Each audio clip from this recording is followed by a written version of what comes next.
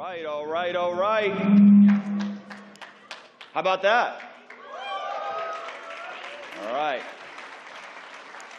So just a reminder, when we see Dallas Jenkins tomorrow, we're all going to give him a big thank you and a sign of gratitude. I don't know how we're going to do that just yet, but we'll sort through it.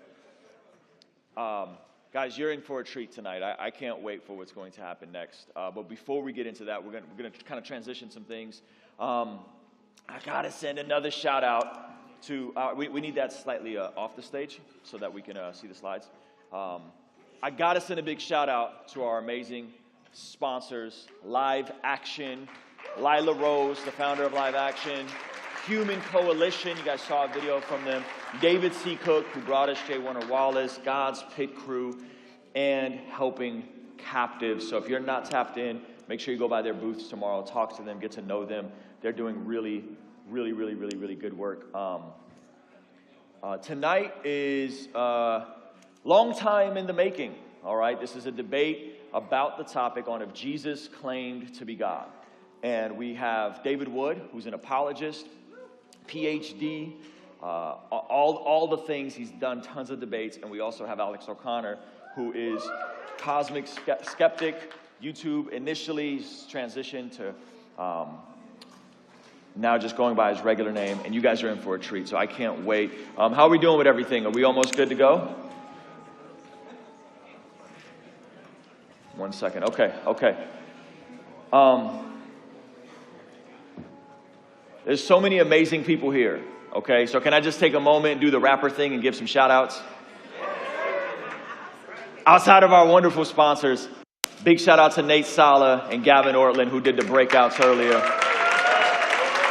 Shout out to Alan and Jen Parr. Shout out to my man Arthur from Apologia Center. I'm scanning the room. Father Josiah is in the house today. You guys don't know he has an amazing YouTube channel. Our Eastern Orthodox brothers and sisters are representing. Thank you guys so much for being here with us. Let's see, who else? How we doing back there? We almost ready? Almost ready. Okay. So, today we've been talking about virtue. Today we've been talking about implementing godly habits. We've heard from amazing speakers. And the cool part about this next moment is we, as a community, get to hear from different perspectives. And we get to listen and understand people that we may disagree with. Most of us in this room are believers. Welcome to all of our atheists and skeptics, the handful of you guys. Hopefully you don't feel too out of place, but are welcome. We love you. We're glad you're here. And so I'm extremely excited for this conversation. We have some seats in the front. I don't know where the VIPs went, but we got a couple seats in the front if some of you guys want to sneak up and grab a better seat. Yeah, this would be the time. Shout out to my brother Preston Perry, who did an amazing job yesterday. And shout out to all the people who are virtually watching us online. We have quite a few people on the internet that are here with us. Thank you for all getting a virtual ticket and supporting in that way. That is super helpful. All right. So, how the debate is going to go. The title of the debate is Did Jesus Claim to be God? We're going to have opening statements.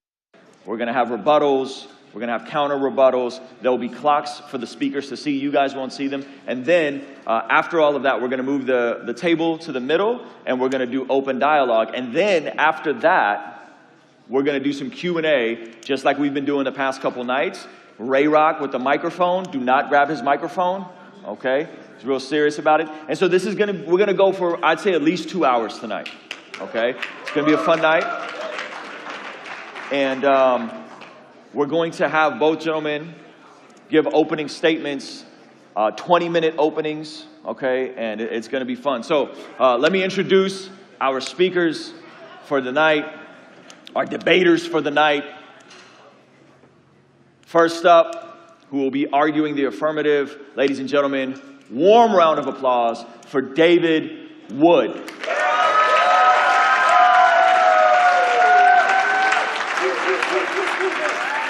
Oh, yeah. The podium is right here.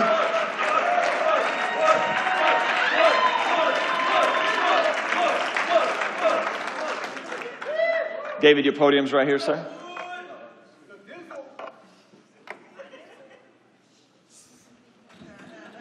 David Wood, ladies and gentlemen.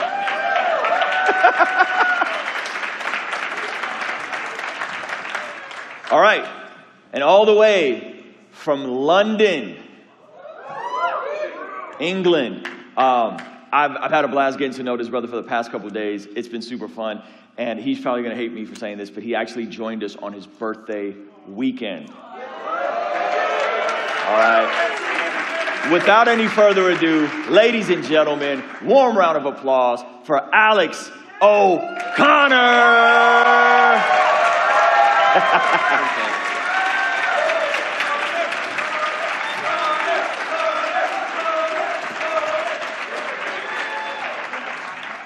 All right. Let's make sure we got the proper times on the clock. We're doing 20-minute opening statements, so we need the AV crew to get the proper times on the clock. We do not see the proper time on the clock. We need to make sure David is plugged in and able to share his slides. So as he's getting set up, I'm going to be doing that. Is he good? Make sure his pack's on. Make sure whose pack is on. Yes. Did you turn me off? You're on. Can you guys hear Alex? Yes. Okay.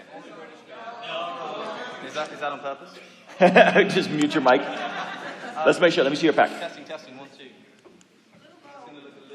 This is going to look a little weird. Boom. How's that? Pause. It's good. Nothing? Yeah. That There he sounds is. right. Can you guys hear him? Voila. Talking to the mic. Okay, here we are. Testing. Everybody Okay. can hear me. Are we good on slides? Are we sure that slides are working, ladies and gentlemen? AV. Aha. Okay, wait. We got to restart the clock. We're doing 20-minute openings. David, you want to test your mic? Check, check, yo, check. What is that? What's the feedback? Check, check, yo. Check. Talking to your mic? Check, check, check, one, check, one. Where's that feedback coming from? Should we swap packs? Let's make sure everything else is muted on the stage. You could go handheld. You want to go handheld? Fine by me. I'm fine. It'll be a little trickier for the discussion period, but going back and forth. But want to go handheld? Check. All right. Or leave it. Just keep that on for the Leave it? for the. Okay. We'll just have these up in the back.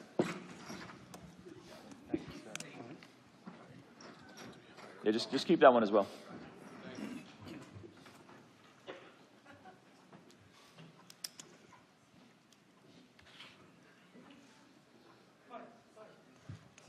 Check, check. Is this better? Yes. Oh yeah, we're good. Good. Are you ready? Tell us when you're ready so we can start the clock. I'm ready now.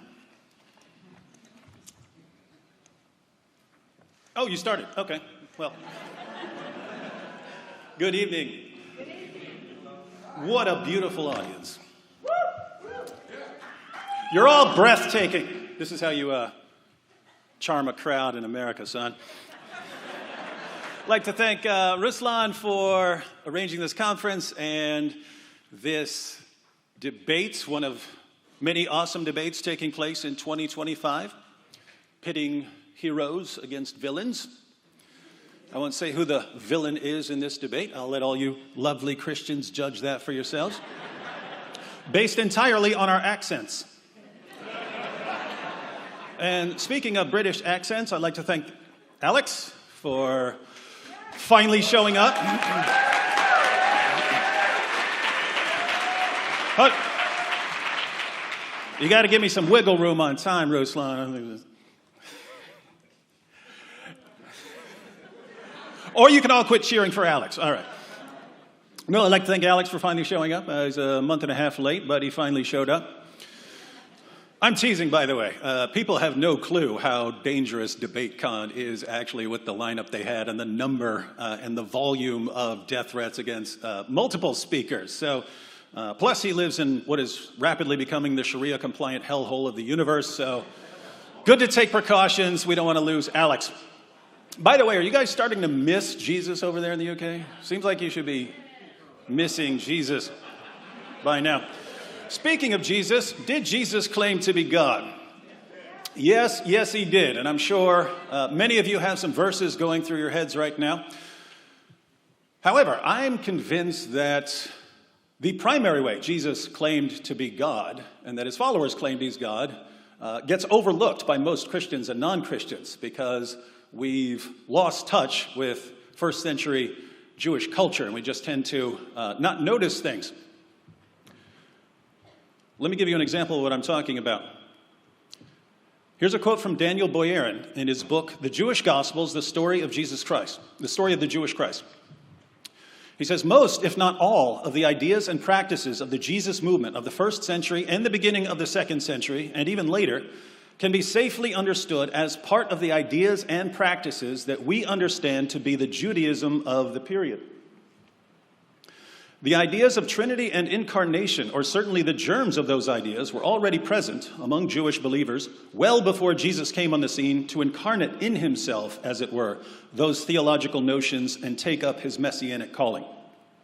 So the ideas were there, paving the way for Jesus, who embodied them. Now, who's Daniel Boyarin to say that Christian ideas like the Trinity and the incarnation were already present in some form in first century Judaism? Is he a Christian apologist? No, he's a scholar of rabbinic Judaism. He's a Talmud scholar. He points out that a lot of the beliefs we now think of as distinctively Christian actually weren't. The earliest Christian church was embedded in first century Jewish culture, but as Christianity spread, it became dominated by Gentile Christians who tended to lose touch with the Jewish framework. And something was happening within Judaism as well.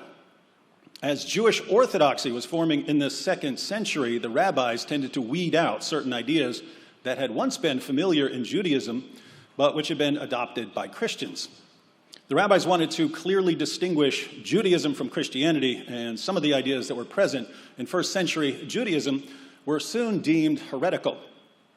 So Christians lost touch with the Jewish framework of early Christianity, and Jews abandoned some of the Jewish ideas that became part of Christianity.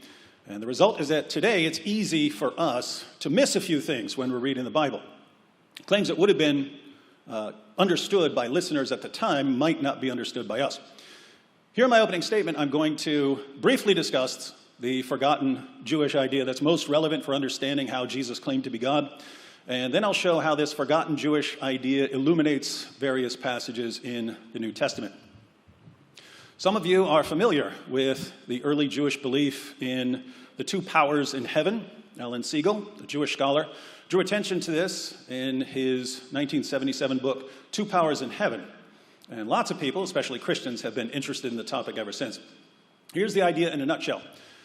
The Old Testament is very clear that there's one true God. But there are numerous passages in the Old Testament where we see two divine figures. I'll give a few quick examples. There are tons of these. Sometimes God seems to be in two different places doing two different things. A common example is the story of Sodom and Gomorrah. The Lord appears to Abraham and tells him that he's going down to Sodom and Gomorrah to see firsthand how bad the people are. So he goes down to Sodom and Gomorrah. And what happens? Genesis 19:24, then the Lord rained on Sodom and Gomorrah sulfur and fire from the Lord out of heaven. The Lord on earth rained down fire from the Lord out of heaven. This thing reboot every couple minutes. It sounds like there are two lords here. Watch what happens in Zechariah 2. Pay attention or you'll miss it. Come, Zion, escape, you who live in daughter Babylon. For this is what the Lord Almighty says. Who's speaking?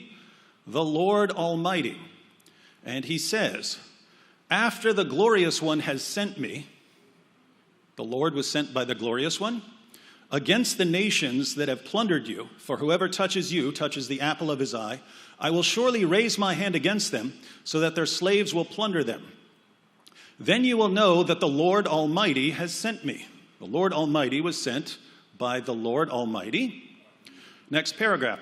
Shout and be glad, daughter Zion, for I am coming, and I will live among you, declares the Lord, Yahweh. Many nations will be joined with the Lord in that day and will become my people. I will live among you, and you will know that the Lord Almighty has sent me to you. The Lord, Yahweh, will live among them, and they will know that the Lord was sent by the Lord Almighty. So Yahweh rains down fire from Yahweh. Yahweh is sent by Yahweh. Plenty of passages like these. Then we've got a mysterious figure called the angel of the Lord. Whatever you think of when you think about angels, just get rid of that. The angel of the Lord is no ordinary angel, because this angel is somehow the Lord. Angel just means messenger. In Hebrew, it can refer to a human messenger, a spirit messenger, or, in this case, the Lord himself. Look at Judges 6. The angel of the Lord came and sat down to talk to Gideon. The angel of the Lord appeared to Gideon. Then it switches to, the Lord turned to him. The Lord answered. Then it goes back to the angel of the Lord. Then, when Gideon realized that it was the angel of the Lord, he exclaimed, "Alas, sovereign Lord, I have seen the angel of the Lord face to face." But the Lord said to him, "Peace, do not be afraid, you are not going to die. If you see the Lord in all his glory, you're dead. But if you see the angel of the Lord, who is somehow the Lord, you might survive." One more example of this. Here's Jacob blessing Joseph in Genesis 48. Then he blessed Joseph and said, "May the God before whom my fathers, Abraham and Isaac, walked faithfully, the God who has been my shepherd all my life to this day, the angel who has delivered me from all harm, may he bless these boys." He, singular. So the God, and the angel are all referring to the same being. The angel is God, but the angel is the messenger of God. This is all over the place in the Old Testament, from Genesis all the way to the prophets. We just don't pay attention to it when we're reading. But there were ancient Jews who paid very close attention to passages like these. And they realized that something very, very strange is going on. There's one God, but there were two powers, two authorities in heaven. If you put all of the passages together, it seems like there's God you can't be around because his presence would destroy you, and God you can be around somehow. There's God you can't be around and God you can be around. The God you can't be around is distinct from the God you can be around. They interact with each other. One sends the other, and yet they're both God. This was all very, very confusing to first century Jews. If there's one God, why are there two powers in heaven? Why are there two powers who both act like God? They tried to deal with this problem in a number of ways, but mainly they were confused. And then Jesus came along. And he says, in effect, you know those two powers that you've been reading about in the scriptures? You know those two powers that you're so confused by? I can tell you about those two powers because I'm one of them.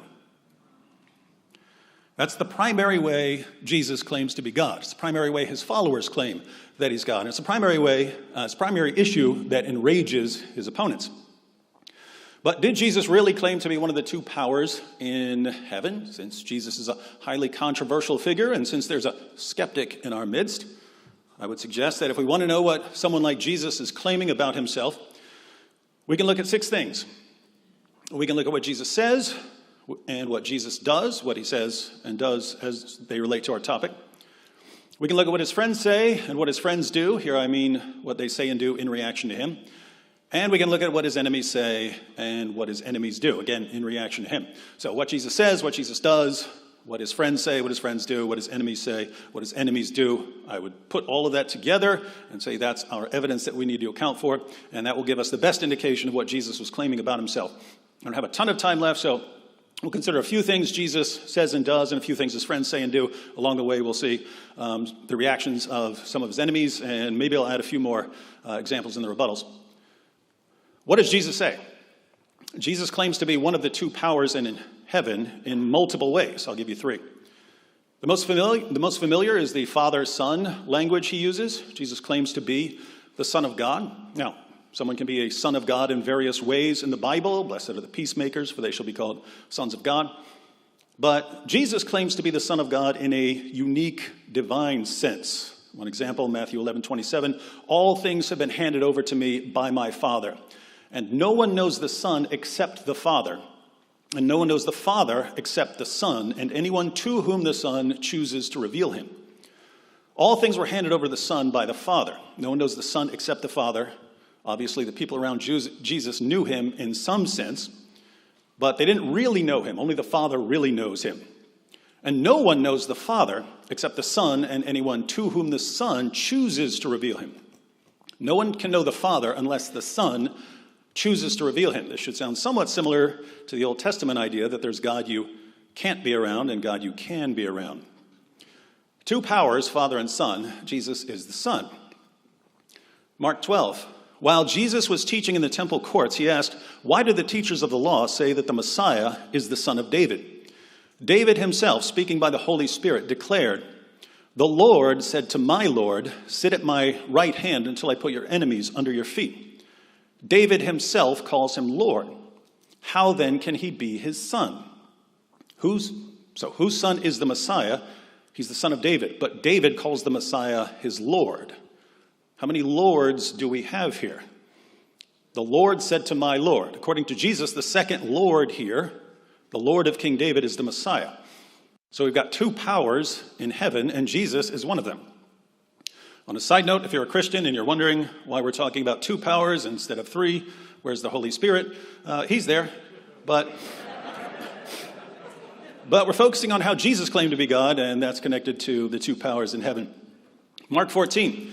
Again, the high priest asked him, "Are you the Christ, the Son of the Blessed?" And Jesus said, "I am, and you will see the Son of Man seated at the right hand of power, and coming with the clouds of heaven."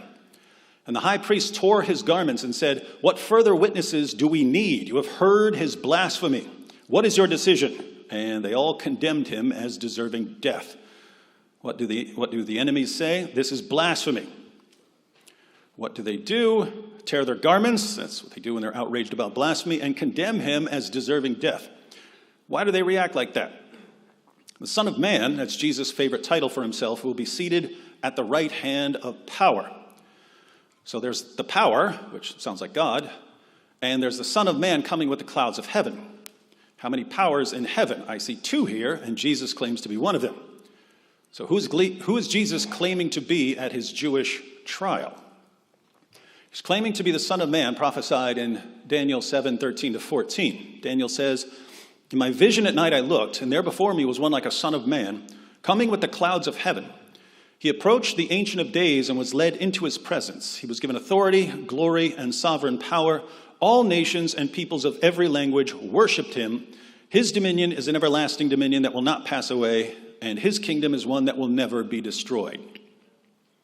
So there's the Ancient of Days, God, but there's also the Son of Man, who will be worshipped by all nations, whose dominion is everlasting, and who comes with the clouds. In the Old Testament, Yahweh is the one who rides the clouds. Humans don't, angels don't.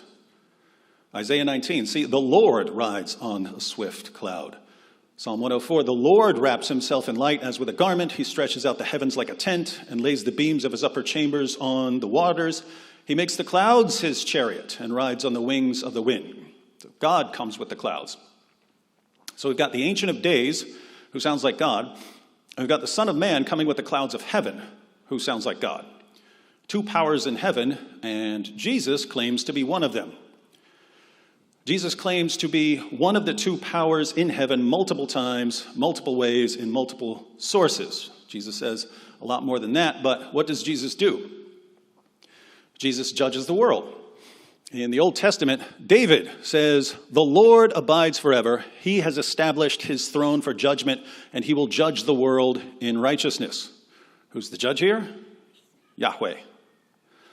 But in Matthew 25, Jesus declares, "But when the Son of Man comes in his glory, and all the angels with him, then he will sit on his glorious throne. All the nations will be gathered before him, and he will separate them from one another as the shepherd separates the sheep from the goats." Jesus goes on to say that he will admit certain people into heaven and cast others into hell. Why is Jesus the final judge? He tells us in John 5, For the Father judges no one, but has given all judgment to the Son, that all may honor the Son just as they honor the Father. Whoever does not honor the Son does not honor the Father who sent him. If you don't honor God you can be around, you don't honor God you can't be around. Jesus also raises the dead at the resurrection. According to the Old Testament, Yahweh is the one who raises the dead. 1 Samuel 2:6, the Lord kills and makes alive. He brings down to Sheol and raises up. But Jesus says he's the one who raises the dead at the resurrection. John 5, truly, truly, I say to you, an hour is coming and now is when the dead will hear the voice of the Son of God, and those who hear will live. For just as the Father has life in himself, even so he gave to the Son also to have life in himself, and he gave him authority to execute judgment because he is the Son of Man. Do not marvel at this, for an hour is coming in which all who are in the tombs will hear his voice and will come forth, those who did the good deeds to a resurrection of life, those who committed the evil deeds to a resurrection of judgment. So Jesus claims by what he says and what he does that he's one of these two powers in heaven, and that means he's claiming to be God. And his friends got the message. How do his friends react? What do the early Christians say? In Philippians 2, Paul quotes an early Christian song or poem or creed about Jesus. It goes like this: in your relationships with one another, have the same mindset as Christ Jesus, who, being in very nature God, did not consider equality with God something to be used to his own advantage. Rather, he made himself nothing by taking the very nature of a servant, being made in human likeness. And being found in appearance as a man, he humbled himself by becoming obedient to death, even death on a cross. Therefore God exalted him to the highest place and gave him the name that is above every name, that at the name of Jesus every knee should bow, in heaven and on earth and under the earth, and every tongue acknowledge that Jesus Christ is Lord, to the glory of God the Father. What's the name that is above every name? Yahweh. And at the name of Jesus, every knee should bow and every tongue acknowledge that Jesus Christ is Lord. This is a reference to Isaiah 45. In verse 18, Yahweh says, I am the Lord, and there is no other. Then in verse 23, he says, before me every knee will bow, by me every tongue will swear. The early Christians said, that's Jesus. So Jesus was in very nature God. Then he humbled himself by becoming obedient to death. Then God exalted him. How many powers do you see here? 2, and Jesus is one of them. Paul quotes that and obviously agrees with it, but look at how Paul describes the two powers.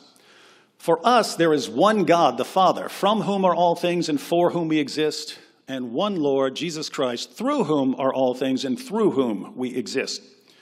There is one God, the Father. You see, Jesus can't be God. It's only one God. Well, keep reading. And one Lord, Jesus Christ. Does that mean that Jesus is Lord, but the Father isn't? All Paul does here is take two titles for God and says, I'll call the Father God and Jesus Lord. Two powers, and Jesus is one of them. What about John 1? In the beginning was the Word, and the Word was with God, and the Word was God. He was in the beginning with God. All things were made through him, and without him was not anything made that was made.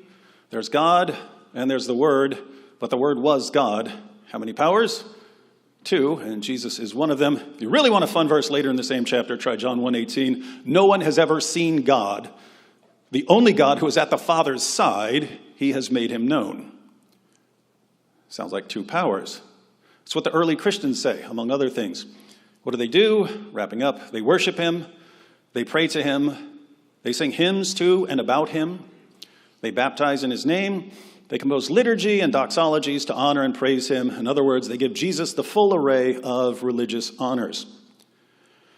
What could convince a bunch of first century Jews that a carpenter from Nazareth was one of the two powers in heaven? Probably the same thing that convinced his enemies that he was guilty of blasphemy.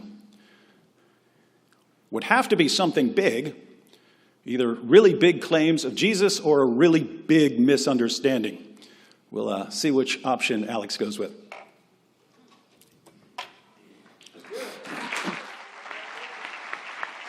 All right. That is David Wood's opening statement, and Alex is going to take the podium for his 20-minute opening statement. David went over 1 minute and 14 seconds. So we will give Alex a grace period of 1 minute and 14 seconds. Can everybody hear me? Through here? Yes. David didn't factor in the clapping. I always factor in clapping into the timing of my speeches. Good evening, ladies and gentlemen. Thank you. Or as we say in England, Assalamu alaikum.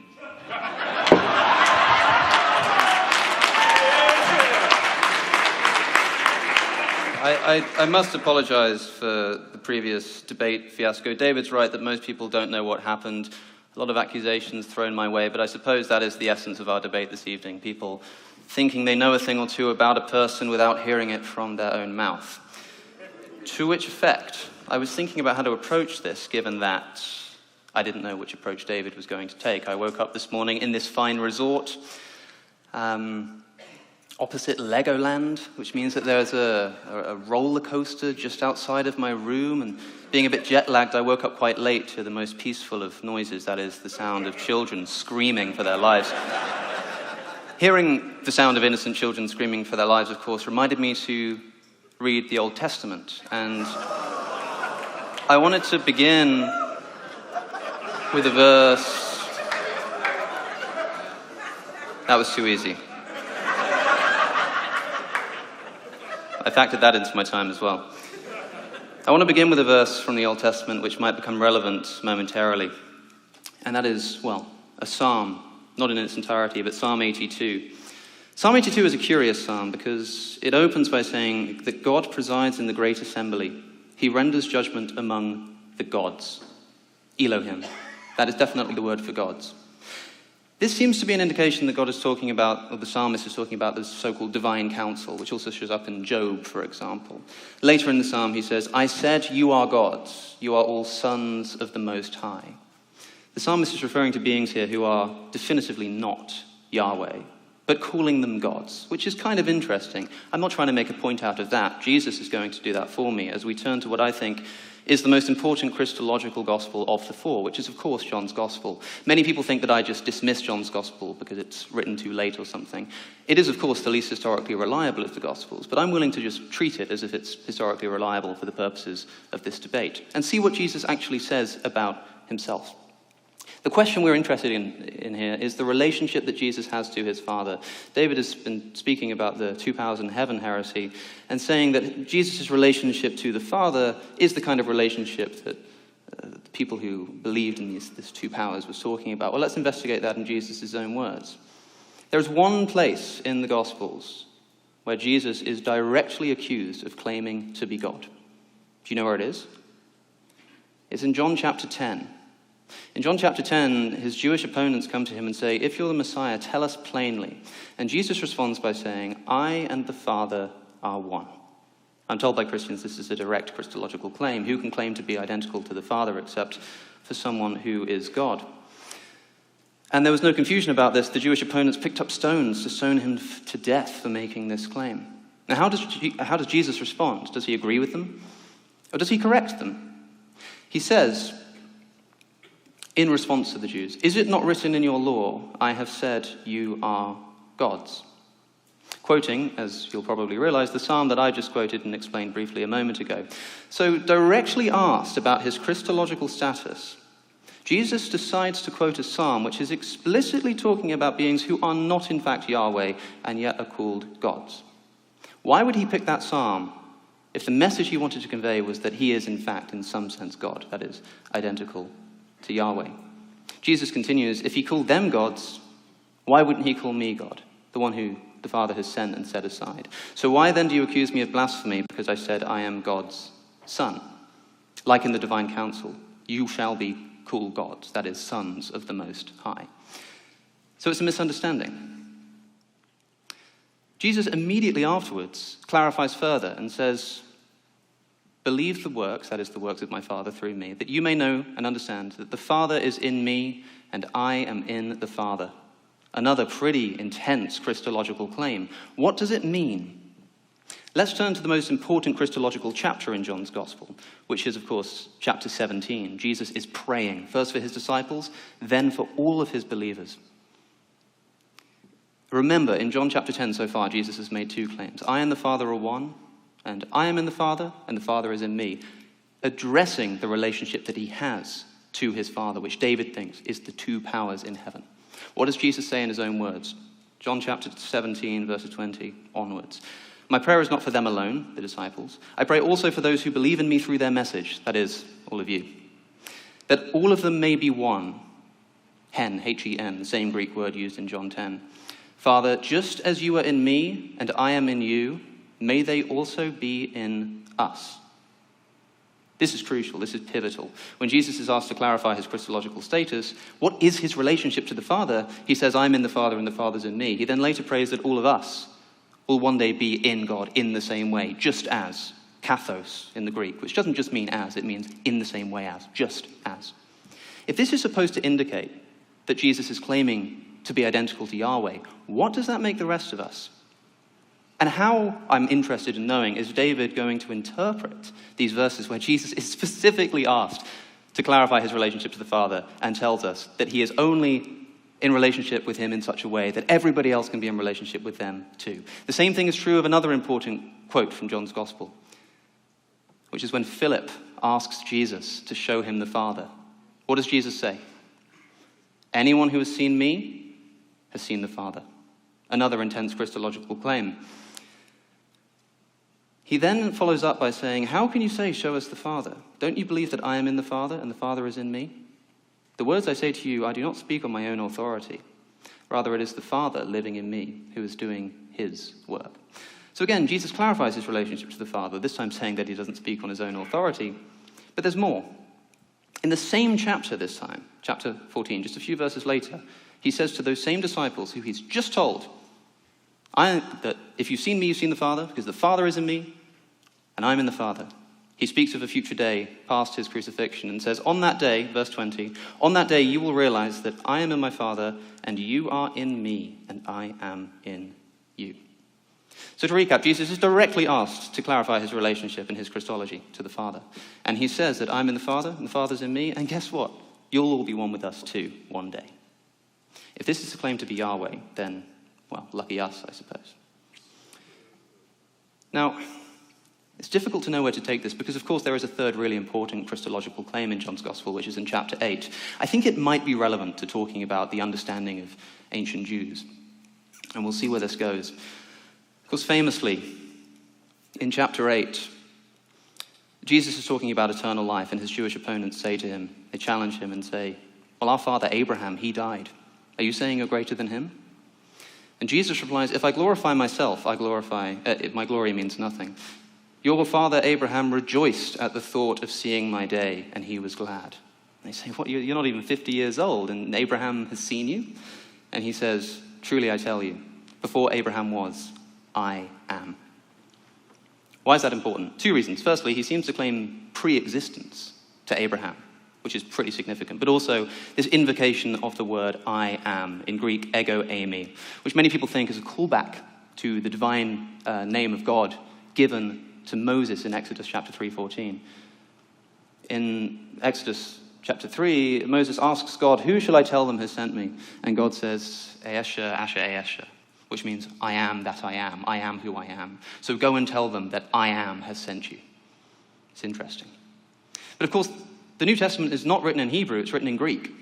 And it's well known that the authors of the New Testament were using a Greek translation of the Old Testament called the Septuagint. This is something that was pointed out by J.R. Daniel Kirk, so I'm indebted to him for this. But if you read the Septuagint that the New Testament writers were using, and we have very good evidence to suggest that John as well is using the Septuagint, how is this verse rendered? Exodus chapter 3. God says to Moses, ego eimi ho on, which means something like, I am the one who is. So go and tell them, ho on has sent you. In other words, in the Greek version, ego eimi is just as it is typically used in Greek, a way of saying, I am. And it's used commonly like this. In John chapter 9, the blind man is healed by Jesus. He runs into town. They say, is this not the man who was born blind? And he says, ego eimi, it's me. When Jesus is asked by the woman at the well, or the woman at the well says, I'm expecting the Messiah to come, Jesus says, I am he. Ego eimi, once again.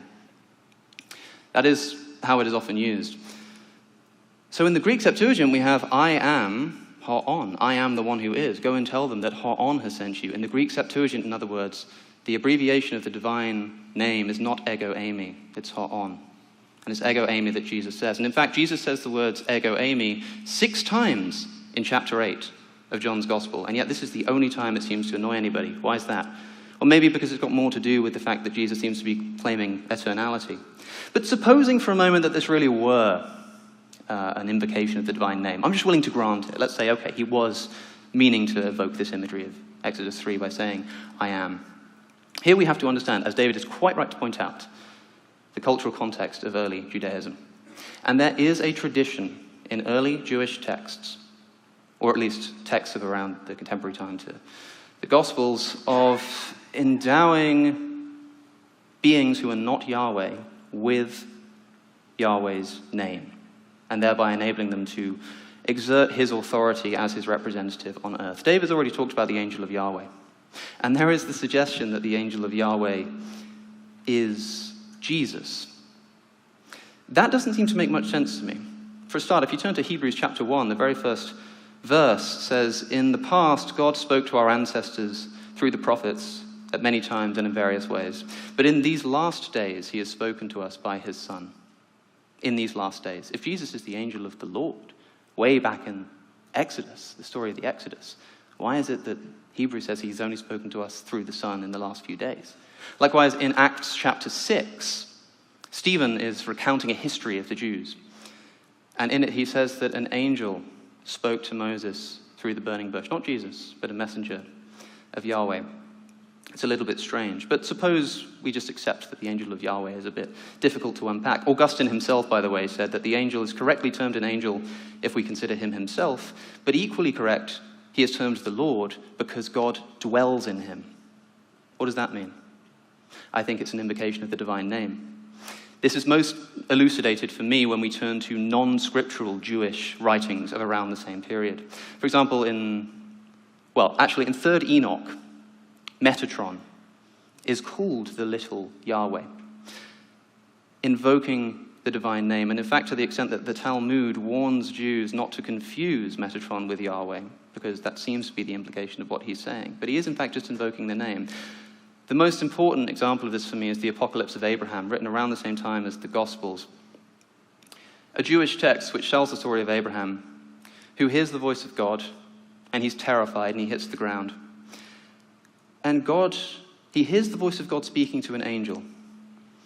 And he speaks to an angel saying, go Yahuel, that's the name of the angel, of the same name, through the mediation of my ineffable name, consecrate this man for me and strengthen him against his trembling. Through the mediation of my divine name, which he's given to the angel Yahuel.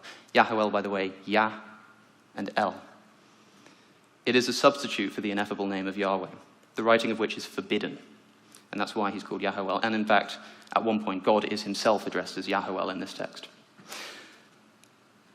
Abraham is told by this angel Yahuel, stand up, Abraham, go without fear. Be right glad and rejoice, for I am with you. For eternal honor has been prepared for you by the Eternal One. I have appointed to be with you and the generation prepared for you. So the angel, invoking the divine name, by the way, says to Abraham, rejoice, for I'm preparing for you, essentially, redemption, and it will come from your generation. And by the way, when Abraham finally stands up, one of the descriptions of Yahuel's appearance is that his hair is white like snow. Where have we heard that before? But interesting, isn't it? Let's think about the context of John 8:58. A lot of people forget that we're talking about Abraham. Why are we talking about Abraham? Why is it here that Jesus says, before Abraham was I am? Well, if I'm right that he is just identifying himself and the thing that's important is the Abraham claim, could this stem from a similar tradition? This is what Andrew Perryman has suggested recently, that when he says, this whole thing gets kicked off because Jesus says, Abraham rejoiced to see my day. Well, hold on a second. In the Apocalypse of Abraham, the angel Yahuel says to Abraham, rejoice, for from your generation will come one who will redeem you. So is it possible that a common tradition has Jesus referring to the fact that Abraham rejoiced to see his day because he was promised this redemption from the beginning of time? It's possible. It's a suggestion. I think it's quite an interesting one. But it is a little strange that Jesus claims to be pre-existent. He uses the present tense, I am. It's worth bearing in mind that the Bible sometimes does this when it is talking about plans that are preordained from the beginning of time. For example, in Revelation chapter 13, we hear about the Lamb who was slain from the creation of the world. It's talking about Jesus there. Jesus wasn't crucified at the beginning of the world, but it talks about it almost in the present tense, or at least as if it happened there and then. Why? Because the plan for this redemption through the Lamb was set in stone from the beginning of time. So it talks about it as if it's in the present tense. Similarly, famously in the book of Jeremiah, God says to the prophet Jeremiah, before I formed you in your mother's womb, I knew you. He also says, before you were born, I consecrated you as a prophet. How can you consecrate someone as a prophet who doesn't exist yet? That means that Jeremiah must be pre-existent, right? He must be, no, not necessarily. It just means that God had this plan. It's a poetic way of saying that God already knew what was going to happen and had planned this from the beginning of time. So putting all of this together, there is an interesting interpretation of Jesus saying that Abraham rejoices in my day. And the Jews not understanding him, not getting it, he says, look, before Abraham was, I am. I am the fulfillment that was promised to Abraham and was from the beginning of time, and here I am. Now, of course, this is all exegesis, and it's a little sort of spotty. But the most important question is probably about blasphemy. David mentioned blasphemy in a different context earlier. Why is it that they pick up stones to stone him to death? Because, of course, if I'm looking for a sound exegesis of correctly interpreting the words of Jesus, I turn to his Jewish opponents, who consistently throughout the Gospels are always understanding him correctly. No, the theme of the Gospels, especially John's Gospel, is how comprehensively the Jews misunderstand what Jesus is saying. When he says, I and the Father are one, they say, you're claiming to be God. And he says, no, you're not getting me. When he says that he forgives sins, and they say, who can forgive sins but God alone? He says, you're not understanding me. And hopefully we can get into that, actually. And here, of course, when they say, we're going to stone you, we're not told exactly what blasphemy they think he's committed. Do we now just think that they got it right, that they correctly understood what he was saying? I'm not so sure. Especially considering that if you look in Acts, again, I've already mentioned Acts 6, this is Stephen. Stephen is telling the story of the Jews to the Jewish authorities, who he's been brought before on charges of blasphemy. He's eventually stoned to death. Why? Because he has a vision. In Acts 7, filled with the Holy Spirit, he gazed into heaven and saw the glory of God and Jesus standing at the right hand of God. Notice God, not the Father. Look, he said, I see the heavens opened and the Son of Man standing at the right hand of God. At this, the Jews cover their ears, run up to him and stone him to death. Notice the similarity, by the way, between this depiction, looking up and seeing the Son of Man sat at the right hand of God, stood at the right hand of God in this case, and the claim that Jesus makes in his trial. It's quite interesting. Stephen is stoned to death for this. Did Stephen claim that Jesus was God here? Did Stephen claim that he was God here? Sometimes Christians act as if the only way to commit blasphemy is to claim to be God. That is simply not the case. In fact, in Acts chapter 6, we're told that Stephen has been fraudulently accused of blasphemy. They're making up charges against him. Here are the charges that they throw at him to bring him before the court for blasphemy. This man never stopped saying things against this holy place and the law. For we've heard him say that Jesus of Nazareth will destroy this place and change the customs Moses has handed on to us.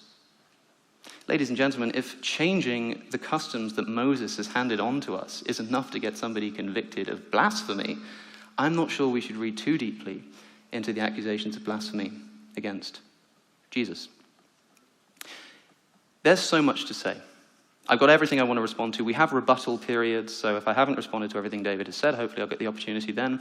But this idea of the divine name being invested into people and them having the authority of God without being Yahweh themselves is, I think, the important ticket here. One slightly less biblical example is a story recorded by Josephus, which came to mind when David was speaking. When Alexander the Great approaches Jerusalem in an attempt to conquer it, the crisis is averted when a priest whose mitre bears the tetragrammaton, Yahweh, bears the name of God, comes out. And what does Alexander do? He bows down before the priest. Was Alexander bowing down before the priest, or was he bowing down to the divine name that was in him? When every knee will bow to Jesus, what is the context? Jesus has been given the name that is above all other names. Given it. This is a common theme. And so David's right that we need to understand how the early Jews were interpreting the various verses that we were reading, but I don't think it lends too nicely to to his interpretation. Jesus is constantly talking as if he's not speaking with his own authority. He's doing this all the time. The most instructive example for me is in John 12:44, when Jesus cries out, "Whoever believes in me, believes not in me, but in the one who sent me." That's if you read the NRSV. The NIV adds in the word only. Whoever believes in me, believes not in me only, but in the one who sent me. That word simply isn't in the Greek. It's a little bit strange. I want to talk more about that. I want to talk about authority and where it comes from. I want to talk about the forgiving of sins. I want to talk about worship for sure. And whichever one of those roads we go down is essentially up to David Wood. But I'm ready for any of them, so we'll see what comes up. Thank you for listening. All right. So that is Alex O'Connor's 20-minute opening. So David is going to go back up to the podium. He is going to do a 12-minute rebuttal round. And David, we're going to try and see if we can dial in the lapel mic. You want me to go check? Yeah, go check. Grab Alex's mic just in case. That's going to lead to interference. Okay. Check. You guys hear David better? Yeah. Okay, I think that was my lapel earlier that was giving us issues, so we can go to your lapel earlier. Okay, let's start the clock once David starts talking. He's plugging back in his slides. Yes? Check. I'll get rid of this. Just leave it on the podium just in case. You guys hear David, yeah? Yeah. Okay, sweet. More slides. David is going to start his 12-minute rebuttal round whenever he is ready. You guys having fun so far?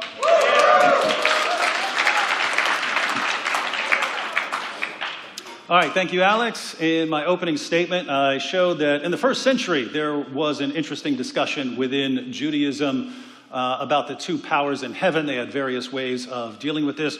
And we can see why when we read passages like Genesis 22, the story of Abraham and Isaac. But the angel of the Lord called out to him from heaven, "Abraham, Abraham." "Here I am," he replied. Then God said, "Take your son, your only son, whom you love, Isaac, and go to the region of Moriah. Sacrifice him there as a burnt offering on a mountain I will show you." So this is God saying to Abraham, "Take your son." Verse 11, but the angel of the Lord called out to him from heaven, "Abraham, Abraham." This is when he starts to do it. "Here I am," he replied. "Do not lay a hand on the boy," he said. "Do not do anything to him. Now I know that you fear God, because you have not withheld from me your son, your only son." So this is the angel of the Lord saying, "You haven't withheld from me your only son." And it was God who ordered Abraham to do this. So we have situations like this, and I argue that Jesus enters the discussion when they're confused about the two powers in heaven and claims to be one of them. And so there we looked at what Jesus says, what Jesus does, what his friends say, what his friends do, what his enemies say, and what his enemies do. Alex seems to suggest that there could be some sort of angel or something like this, or even a person who's endowed with this kind of divine authority. You got problems with this even here in Genesis. So look at what this said. Genesis 33, then the Lord said to Moses, "Leave this place, you and the people you brought up out of Egypt, and go up to the land I promised on oath to Abraham, Isaac, and Jacob, saying, I will give it to your descendants. I will send an angel before you and drive out the Canaanites, Amorites, Hittites, Perizzites, Hivites, Jebusites. Go up to the land flowing with milk and honey, but I will not go with you, because you are a stiff-necked people, and I might destroy you on the way." Who is accompanying them and guiding them? Well, the angel of the Lord. But here he says, "I'm not going with you this time." So this is the Lord speaking. It's not the angel of the Lord, and you say, "Oh, this is the Lord." This is the Lord speaking. This is the Lord speaking, says, "I'm not going up with you now," when it was the angel of the Lord who was accompanying them. So these are the sorts of things you have, and people tried to figure out how to deal with this. And they came up, again, with all sorts of ways, and Jesus entered the picture and claimed to be one of the two powers in heaven. So what Jesus says, we went through 3 examples of Jesus claiming to be one of the two powers. He's the divine Son of the Father, he's the Lord of King David, and he's the Son of Man coming with the clouds of heaven. And we saw how people reacted to him claiming to be the Son of Man coming with the clouds of heaven.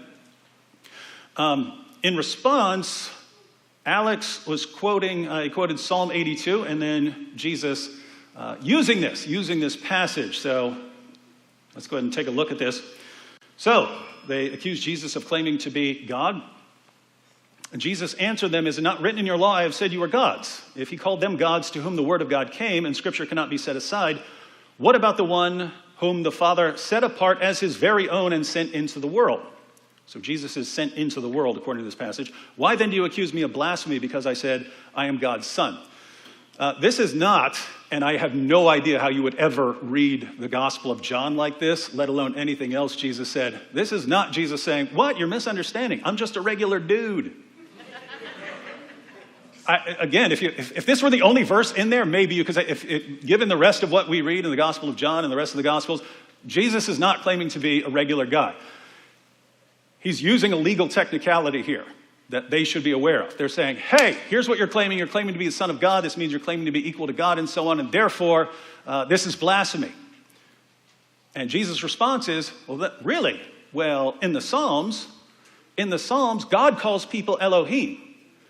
Therefore, you can't just say calling someone some divine title is blasphemous and deserves a death sentence. You have to show that that the title is not from God, that it's not true, that it's false. Have you done that? No. Okay, you can't kill me. You can't just say there's a claim and therefore we will kill you over it. So it's a legal technicality. Again, if you're somehow reading this as, see, Jesus is just claiming to be a regular guy, wow. All right. So we have John 17:5. "And now, Father, glorify me in your presence with the glory I had with you before the world began." Why? Alex quoted John 17 to show that Jesus is just claiming some regular relationship that we can all have with God or something along those lines. What does Jesus say in the same chapter that Alex is quoting? "And now, Father, glorify me in your presence with the glory I had with you before the world began." That sounds like Jesus is claiming to have glory with the Father before the world began. Doesn't sound like he's claiming to be a regular guy. Doesn't sound like he's saying, oh, you guys are just misunderstanding everything I said. It's just one big misunderstanding. So what Jesus does, we've looked at it. I think he said he's going to respond to it. So what does Jesus do? He's the judge. He's the final judge of all people, according to him. Again, the Old Testament says that Yahweh is the one who's going to sit on his throne in judgment. Jesus said, yeah, that's me.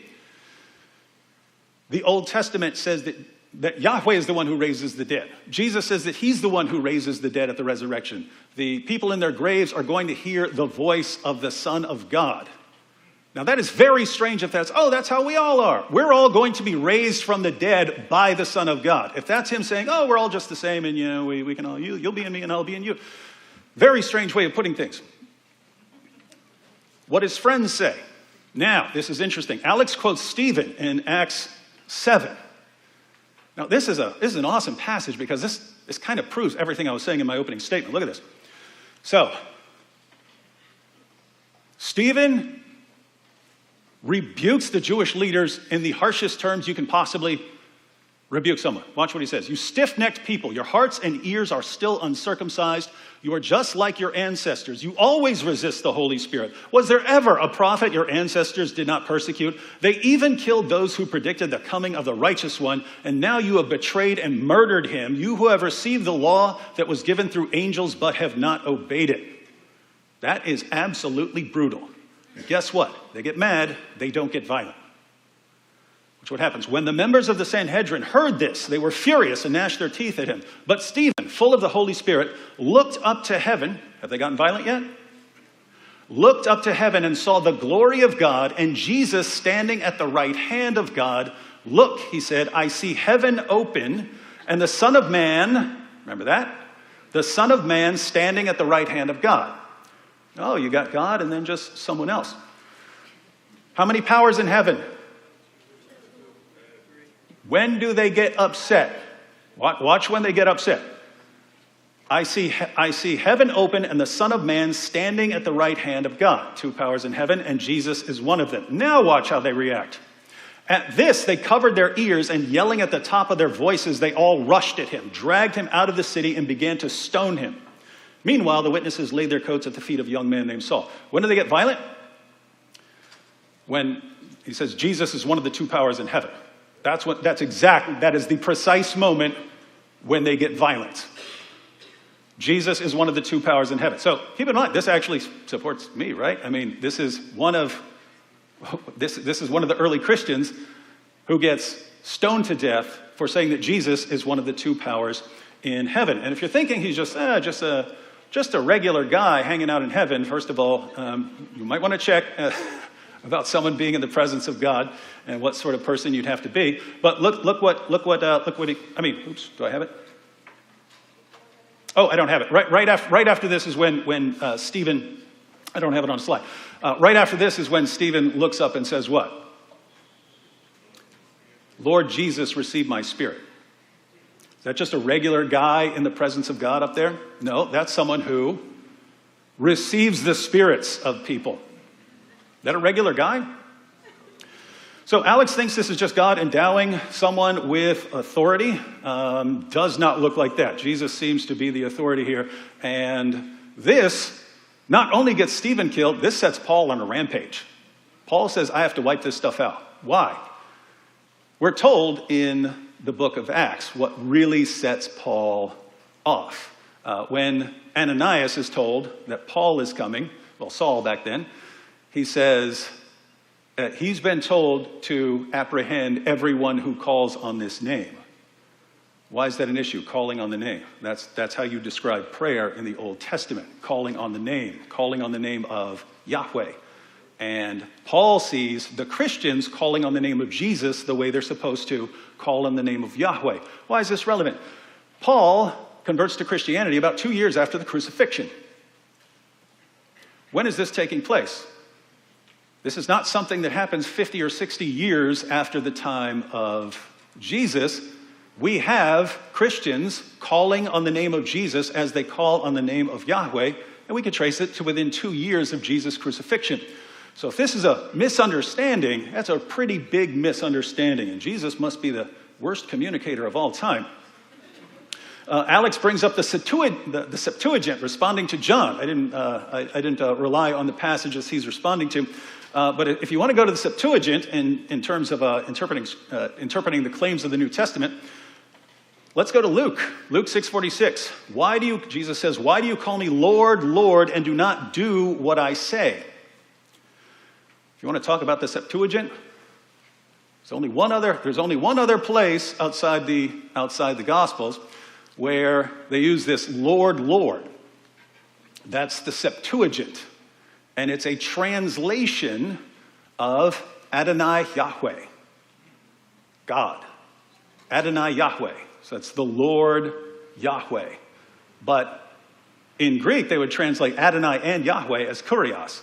So it's Kurios, Kurios in the Septuagint. And here Jesus says, "Why do you call me Lord, Lord, and not do what I say?" And so if you want to interpret Jesus based on the Septuagint claiming to be Yahweh, there you go. There it is. And it's in the Gospel of Luke. So at the end of the day, the claim is that everything is just some sort of big misunderstanding.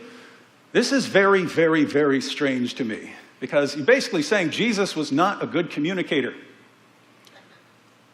You know, you think about the Beatitudes and the Sermon on the Mount and the parable of the prodigal son and the parable of the Good Samaritan and the golden rule and so on and so on and so on.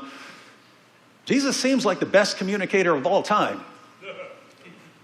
He's careful about what he's saying, and sometimes he unveils things in different ways, but when he makes a point, it seems people get this point. If all of his followers just seem to misunderstand him and start worshiping him and praying to him, making doxologies for him and so on, putting their liturgy around him, then you're saying Jesus was just a terrible, terrible communicator. And that, I have to say, is the one option I cannot accept here.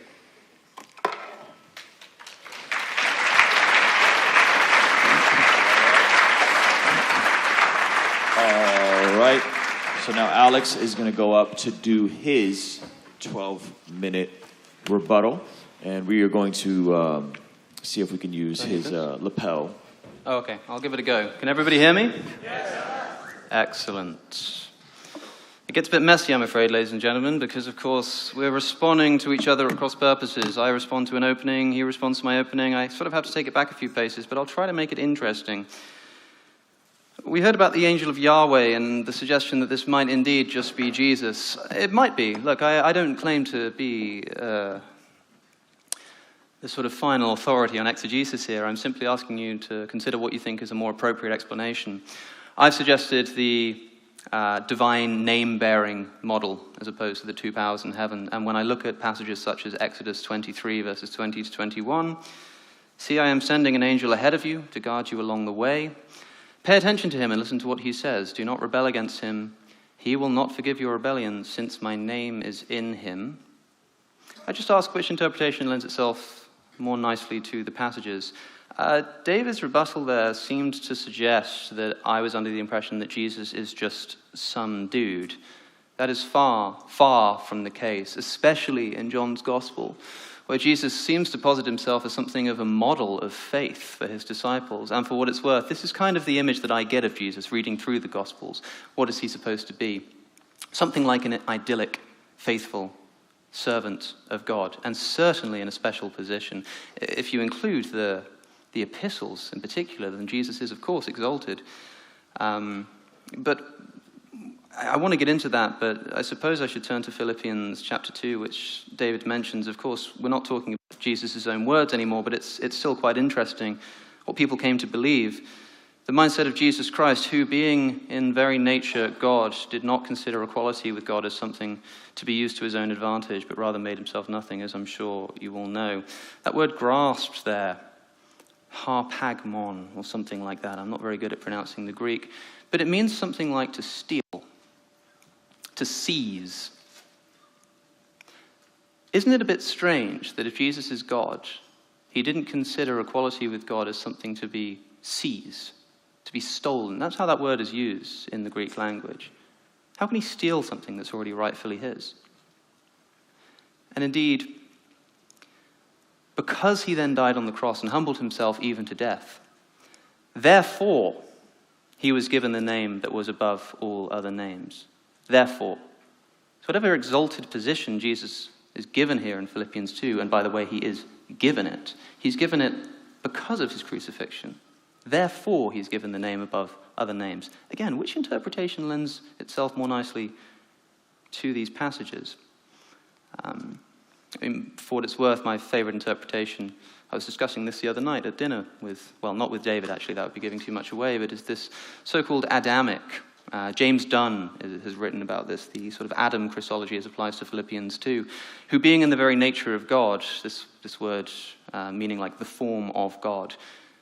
If we consider that Jesus is supposed to be the answer to Adam's sin and Jesus redeems. Adam is made in the image of God and considers equality with God as something to be grasped, to be seized when he takes of the fruit and eats it. And that is how man falls. So how is man redeemed?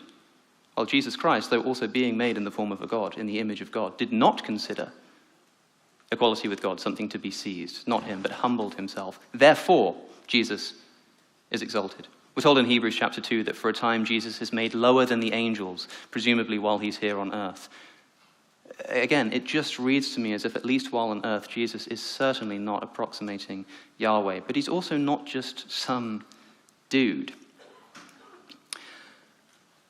David mentioned the glory that's given to Jesus in John chapter 17, verse 5. The same chapter that I was using. Yeah.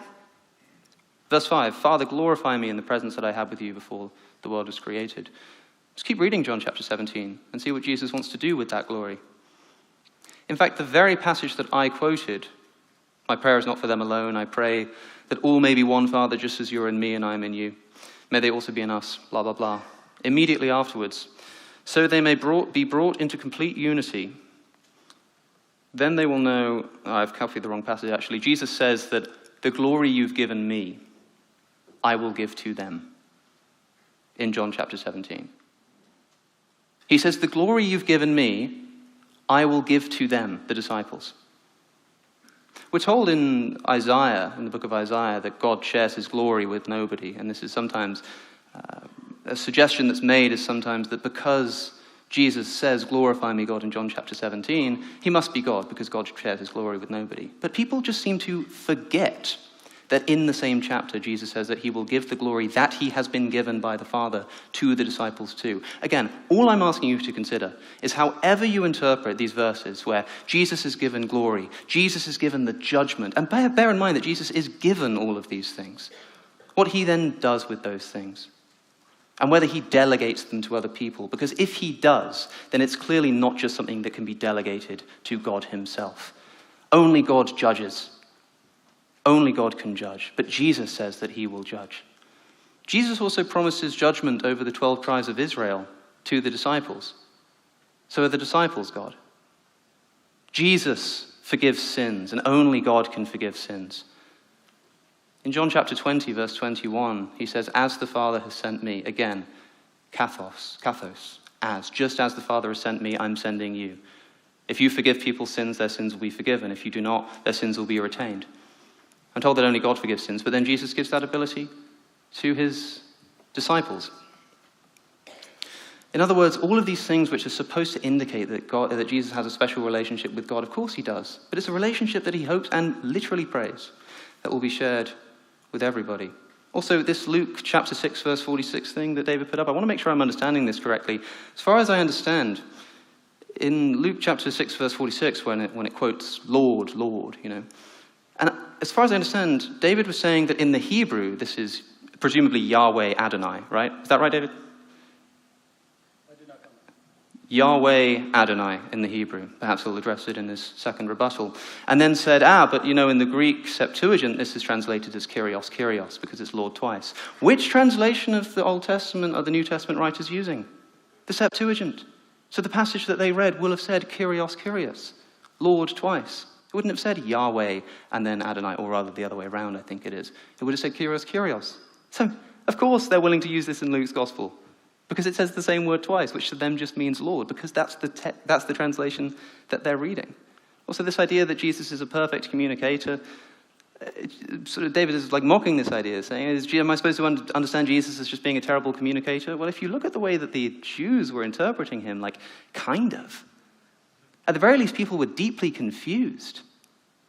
Everybody was confused, not just his Jewish opponents because they were hardened of heart. His disciples regularly struggled with his teachings too, asking him to expand and explain what on earth he meant. It even says at one point that Jesus was speaking in parables so that, quoting a psalm again, they will be ever seeing, ever looking but not seeing, ever hearing but not understanding. The Gospels tell us that Jesus was speaking intentionally in such a way that people would misunderstand him. And then it says, but when he was alone with his disciples, he explained everything. So no, I don't actually think that Jesus' public ministry was entirely clear to everybody who was listening. In fact, that's part of the point. We're told that Jesus is constantly trying to hide his identity because he has to be careful about how he expresses himself, which, by the way, seems to raise a contradiction. When you consider the fact that we're told that in at least John's Gospel, Jesus is going around willy-nilly calling himself God. In the full view of his disciples and also his opponents, he invokes the divine name, and anybody listening would have completely understood what he was saying. And yet throughout the Synoptic Gospels, there is a motif, the Messianic secret, so it's called, that every time he reveals his identity, he tells them not to tell anybody. Don't tell them I'm the Messiah. But it's fine for them to know that I'm God. I don't know about that. I think the best way of understanding who Jesus is, like I say, a sort of idyllic human being. Take when Jesus walks on the water, for example. Another example that's often given as a high Christological moment, because, of course, in Job 9 it says that only God treads upon the waves of the ocean. Sure, but people then also forget that Peter also walks on the water just afterwards. But Peter starts sinking, and Jesus says, you don't have enough faith. What does that imply? That if Peter had enough faith, he could have kept walking on the water. What are we to take from this? If Jesus is supposed to be God because he walks on the water, but then Peter walks on the water too, I don't think that's a very good interpretation.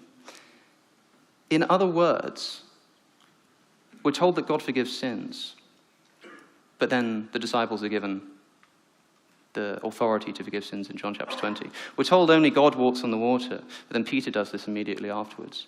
We're told that only God can have the authority to judge, as David says, but the disciples are promised judgment over the 12 tribes of Israel. That's not the only time the judgment is delegated, by the way. We're told that Jesus explicitly claims identity with God by saying he and the Father are one. But then Jesus prays that his disciples will be one in the same way. We're told that God will share his glory with nobody else, but Jesus claims to have had glory with the Father before he was born. But Jesus then says he wants to share that glory with the disciples. We're told that Jesus only rightly accepts worship. This is interesting, by the way. David flashed on a few passages of Jesus accepting worship in the Gospels. The word most commonly translated as worship in the New Testament is proskuneo, which means to bow down or prostrate before a higher authority. And of course, Jesus received this proskuneo worship, therefore he must be God. If that is the case, then we have to consider the fact that David, in the Septuagint, for example, bows down proskuneo before Esau, that Joseph's brothers proskuneo before him when he's governor of Egypt, that the entire nation of Israel offers proskuneo worship to King David as well, that Lot proskuneo before two angels. Proskuneo is littered throughout the Old and also the New Testament, by the way. In the parable of the unmerciful servant, when one of the servants returns, he offers proskuneo to his master. And this is a story that Jesus is saying. Also, let's not forget that in Revelation, Jesus promises that his true followers, their enemies, will proskuneo, worship before them. Jesus himself in Revelation is saying that human beings will receive proskuneo worship. If proskuneo worship is something that only God can receive, then all of these people sinned. All of them. The entire assembly of Israel sinned when they bowed down before David. I don't think that's a good interpretation. There is another word that's sometimes translated as worship, which is latruo. This is religious cultic worship that is only offered to God. Nowhere in the Gospels is this offered to Jesus. How many times is proskuneo worship, how many times is any kind of worship accepted by Jesus in Luke's Gospel? Does anybody know? 0. The word comes up 3 times. Twice in the temptation of the desert where it's discussed, and once at the end after Jesus has ascended so he can say nothing about it, and in a verse that's contested in our manuscript traditions. How many times in Mark does Jesus accept worship? This time the answer is 2, but one of those is the demon Legion. It's usually translated as throws himself at his feet before Jesus. And the other is when the Roman soldiers mockingly worship Jesus. They offer proskuneo. Why? Because he's the king of the Jews. Because proskuneo worship is something offered to kings, higher authorities. I'll keep going perhaps in my further rebuttal, but if worship is something that is only due to God, then there are a lot more sinners in the Bible than we think. Okay, thanks.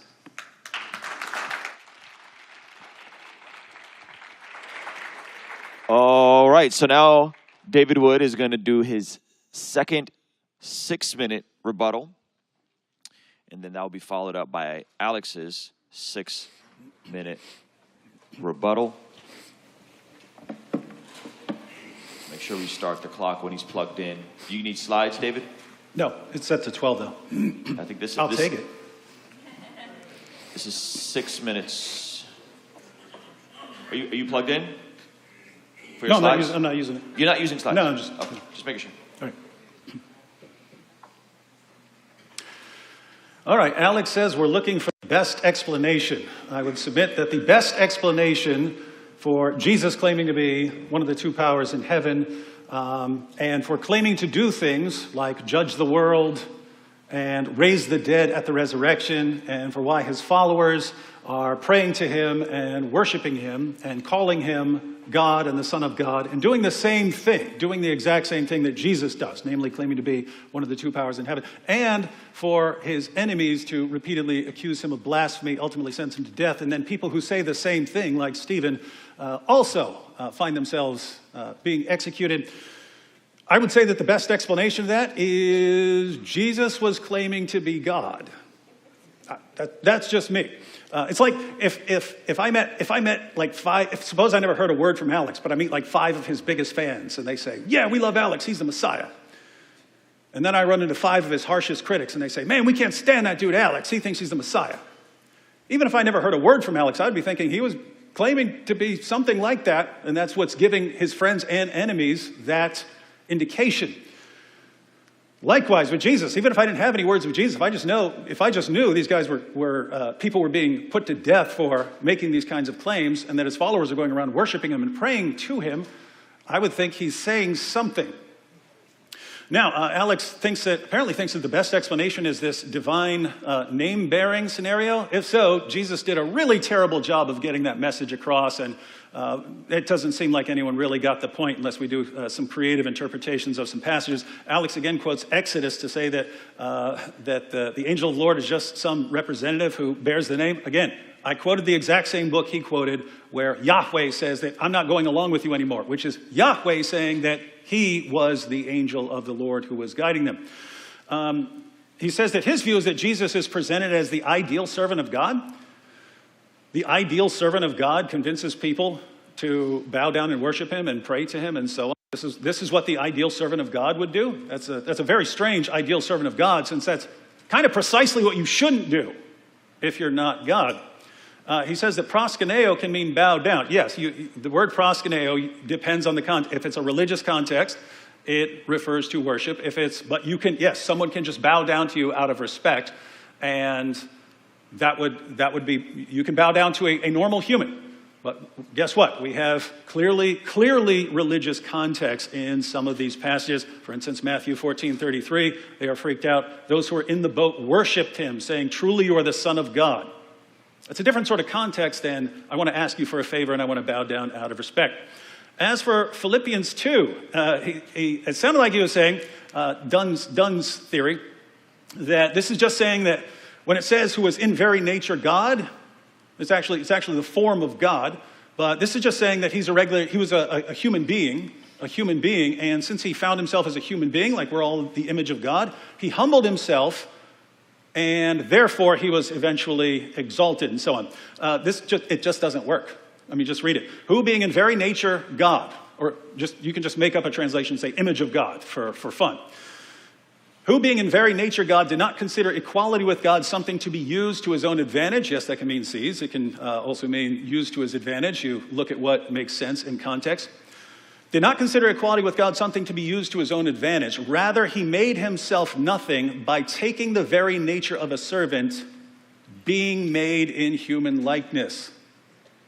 The decision to humble himself is what led to him being made in human likeness. This isn't a human being who's sitting around going, hey, I'm in the image of God. I could strive to be like God, like Adam did, but I'm going to humble myself instead. This is a divine being humbling himself by becoming a human being. And then, being found in appearance as a man, he humbled himself by becoming obedient to death, even death on a cross. Therefore, God exalted him in the highest place and gave him the name that is above every name, that at the name of Jesus, every knee should bow in heaven and on earth and under the earth, and every tongue acknowledge that Jesus Christ is Lord, to the glory of God the Father. Alex seems to think that if you're a human being and you humble yourself in this way, that God can just exalt you to the status of Yahweh and apply these passages that are just Yahweh, when Yahweh says there's no one else but me. That's what's being quoted there from Isaiah. As for kurios, Alex says, well, what would they be using? They would be using the Septuagint, the Greek translation.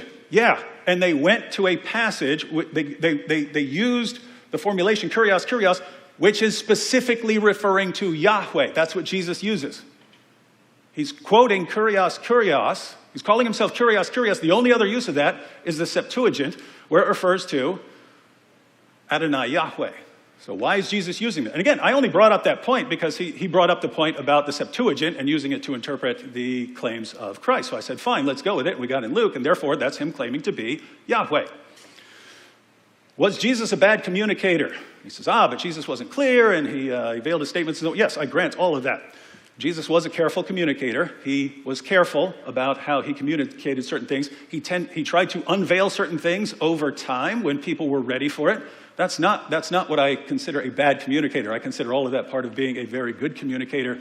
If you're saying that the people who all heard Jesus all got it wrong somehow, or that we don't really have the records of the people who somehow got it right, that his friends got it wrong because they continue and they build their church around him, and his enemies are sentencing him to death, I would say that's a really, really, really bad communicator, and that just does not line up. If everyone is concluding the same thing about this guy, that he's claiming to be God, that he's claiming to be one of the two powers in heaven, The best explanation is not some idea that no one got. The best explanation is very simple. He was making those claims. That's why we have all this evidence.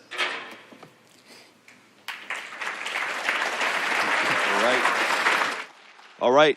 Check, check, check, check, check. Okay, so now Alex is going to do his second 6-minute rebuttal, and he's good? Yeah. Okay. So let's start the clock once Alex is talking. Okay, I suppose I really want to nail down on this worship point, since I was kind of getting at that at the end. And David says, yeah, proskuneo can mean just simply bowing down, but in a religious context, it means something else. Like, what do you mean? How do you know that without begging the question? Like I say, let's actually evaluate. That's what I was sort of going through, how many times proskuneo worship is given to Jesus in the New Testament. Or at least that Jesus accepts it in the New Testament. It doesn't happen once in Luke's Gospel. It basically doesn't happen once in Mark, because it happens twice, and one of these is a demon, and one of these, which I suppose is an interesting thing to explore in itself, but one of these is them simply mocking Jesus because he's the king. Why would they consider mocking him with proskuneo worship if he was claiming to be king of the Jews? Because that's what proskuneo means. If proskuneo can mean, actually, worship of the kind that Latruo usually gets at, that is worship, cultic worship of a religious figure, as David suggests, here's a riddle for you. Why isn't it given to Jesus after Jesus ascends? Why isn't it that people are offering proskuneo worship after Jesus ascends, except at the moment of his ascension at the end of Luke's Gospel, which, as I say, is contested in our manuscript tradition anyway? Why not? Because it refers to a physical action. Because it's not referring to worship of the kind that David wants it to be in this context. In John's Gospel, which we didn't get to, how many times does Jesus accept worship? The answer again is once. Just once it happens in John chapter 9. This is the man who was born blind, who I mentioned earlier. In verse 38, he says to Jesus, "Lord, I believe," and he worshipped him. Except he doesn't say so in Papyrus 75, he doesn't say so in Codex Sinaiticus, he doesn't say so in Codex Washingtonianus. In other words, this verse isn't present in our earliest manuscripts.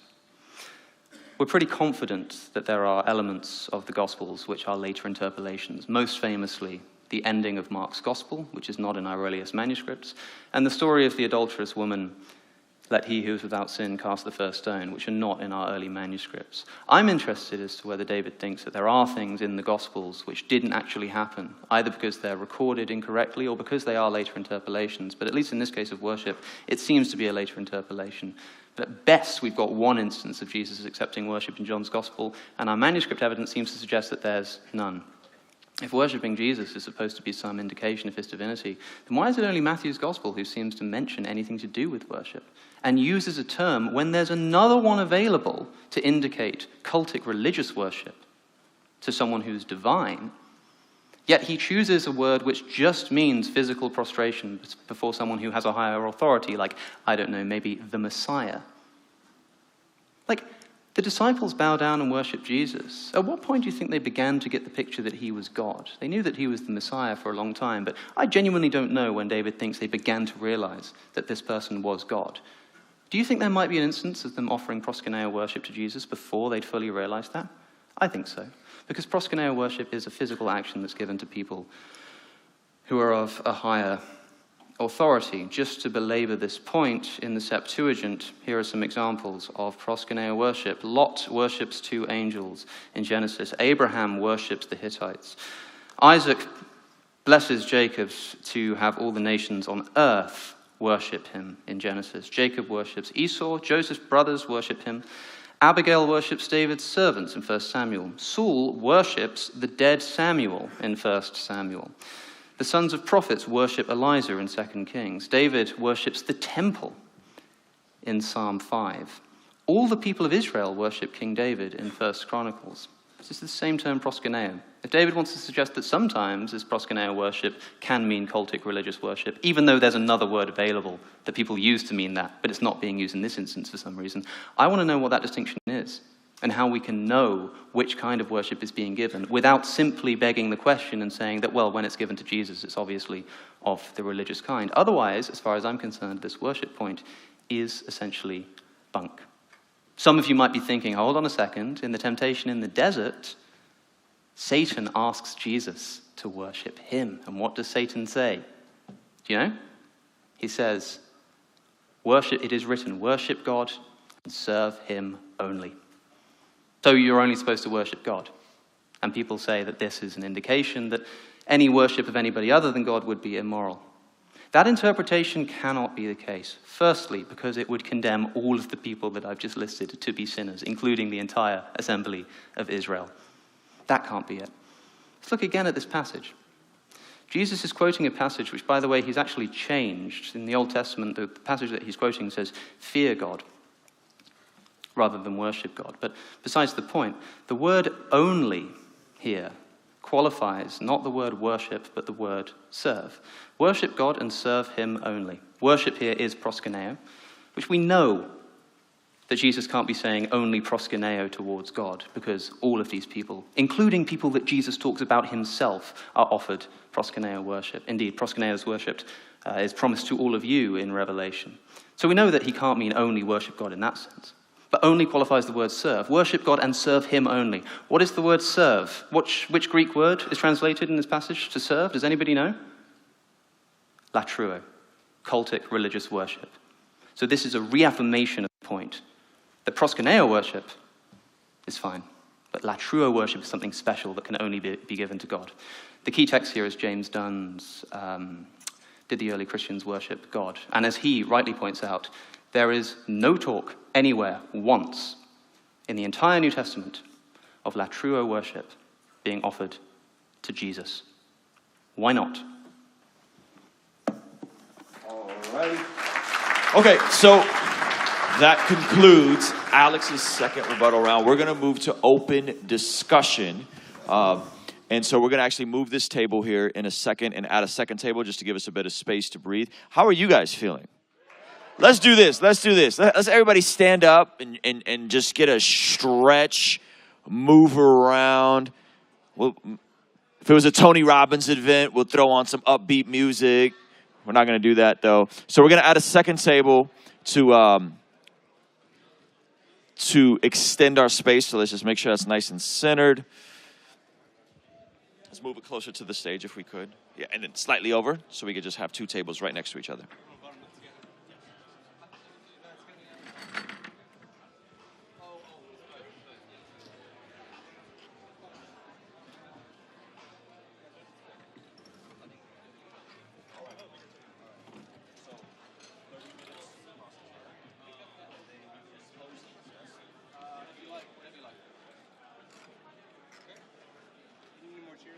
I think we're good on chairs.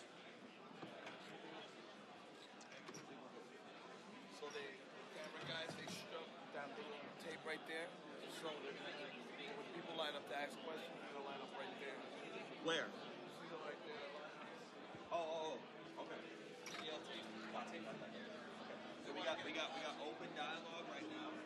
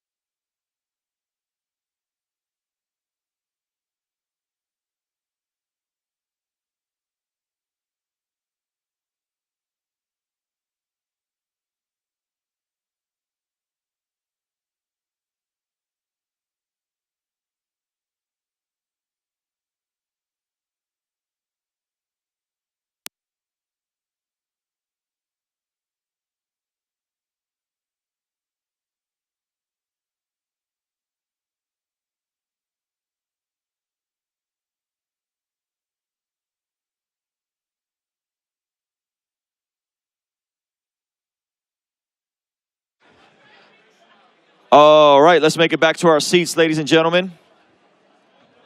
We are going to get into 30 minutes of open dialogue, not cross.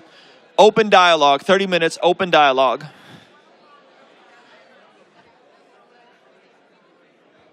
At about the halfway point, we may switch gears on where the open dialogue is going.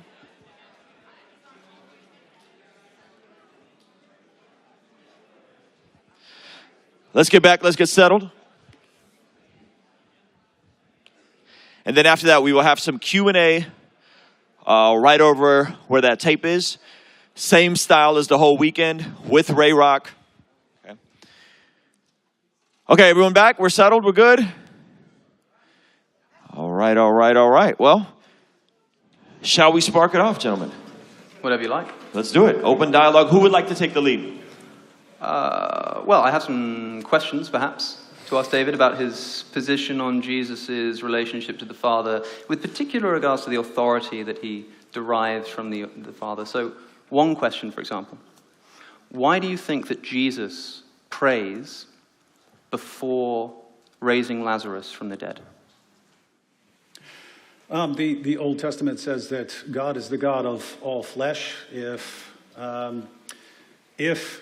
a divine being were to become incarnate, as is claimed of Jesus, and that divine being really became a flesh and blood human being like Jesus, then if he's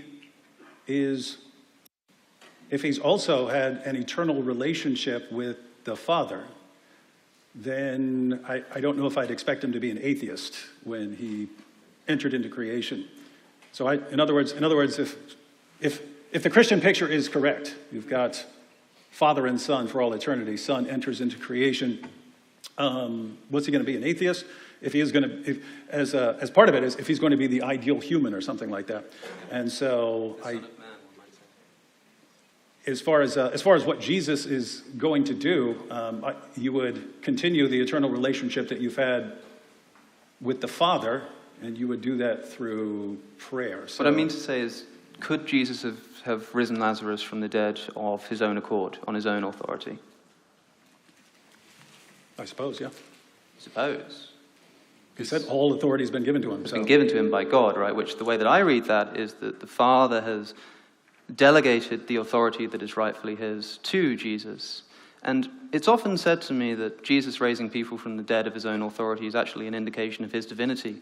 Because we have Old Testament passages of people raising people from the dead, like Elijah and Elisha. And the point is always made that, well, they pray before they rise from the dead. Jesus doesn't pray.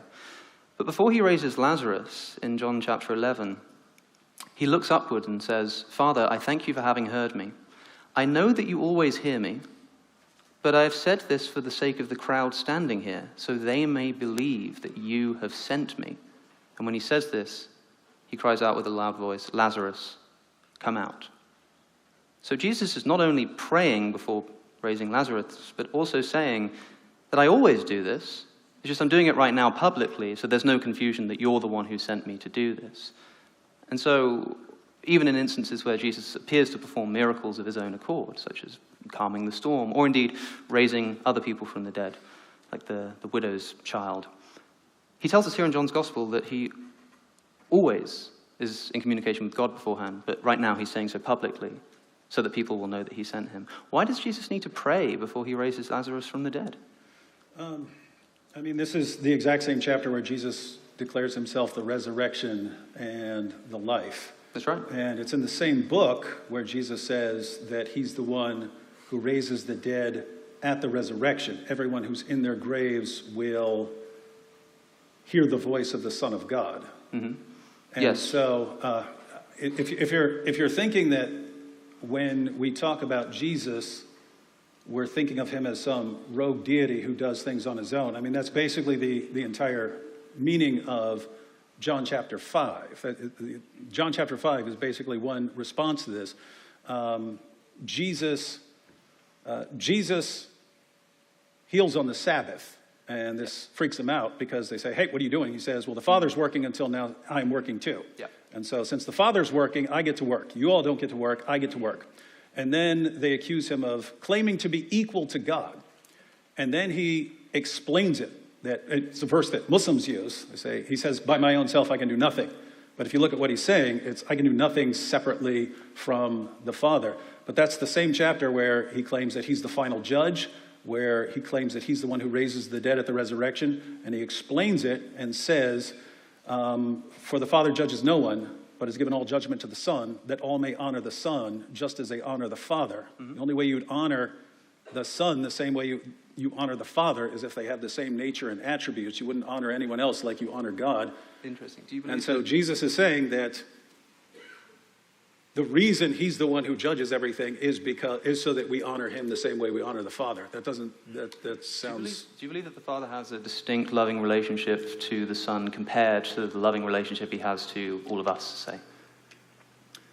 Yep. Only because I've heard you make this point before, that he says that it's that word "as" is quite important, what you just said, so that he will honor, so that they will honor me just as they honor the Father.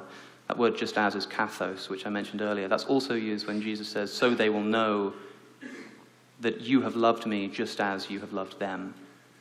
So if we're going to be consistent in our usage of the term here, if Jesus is saying like that they will honor you just as, that they'll honor me just as you honor the Father, then the loving relationship has to be treated in the same way, right?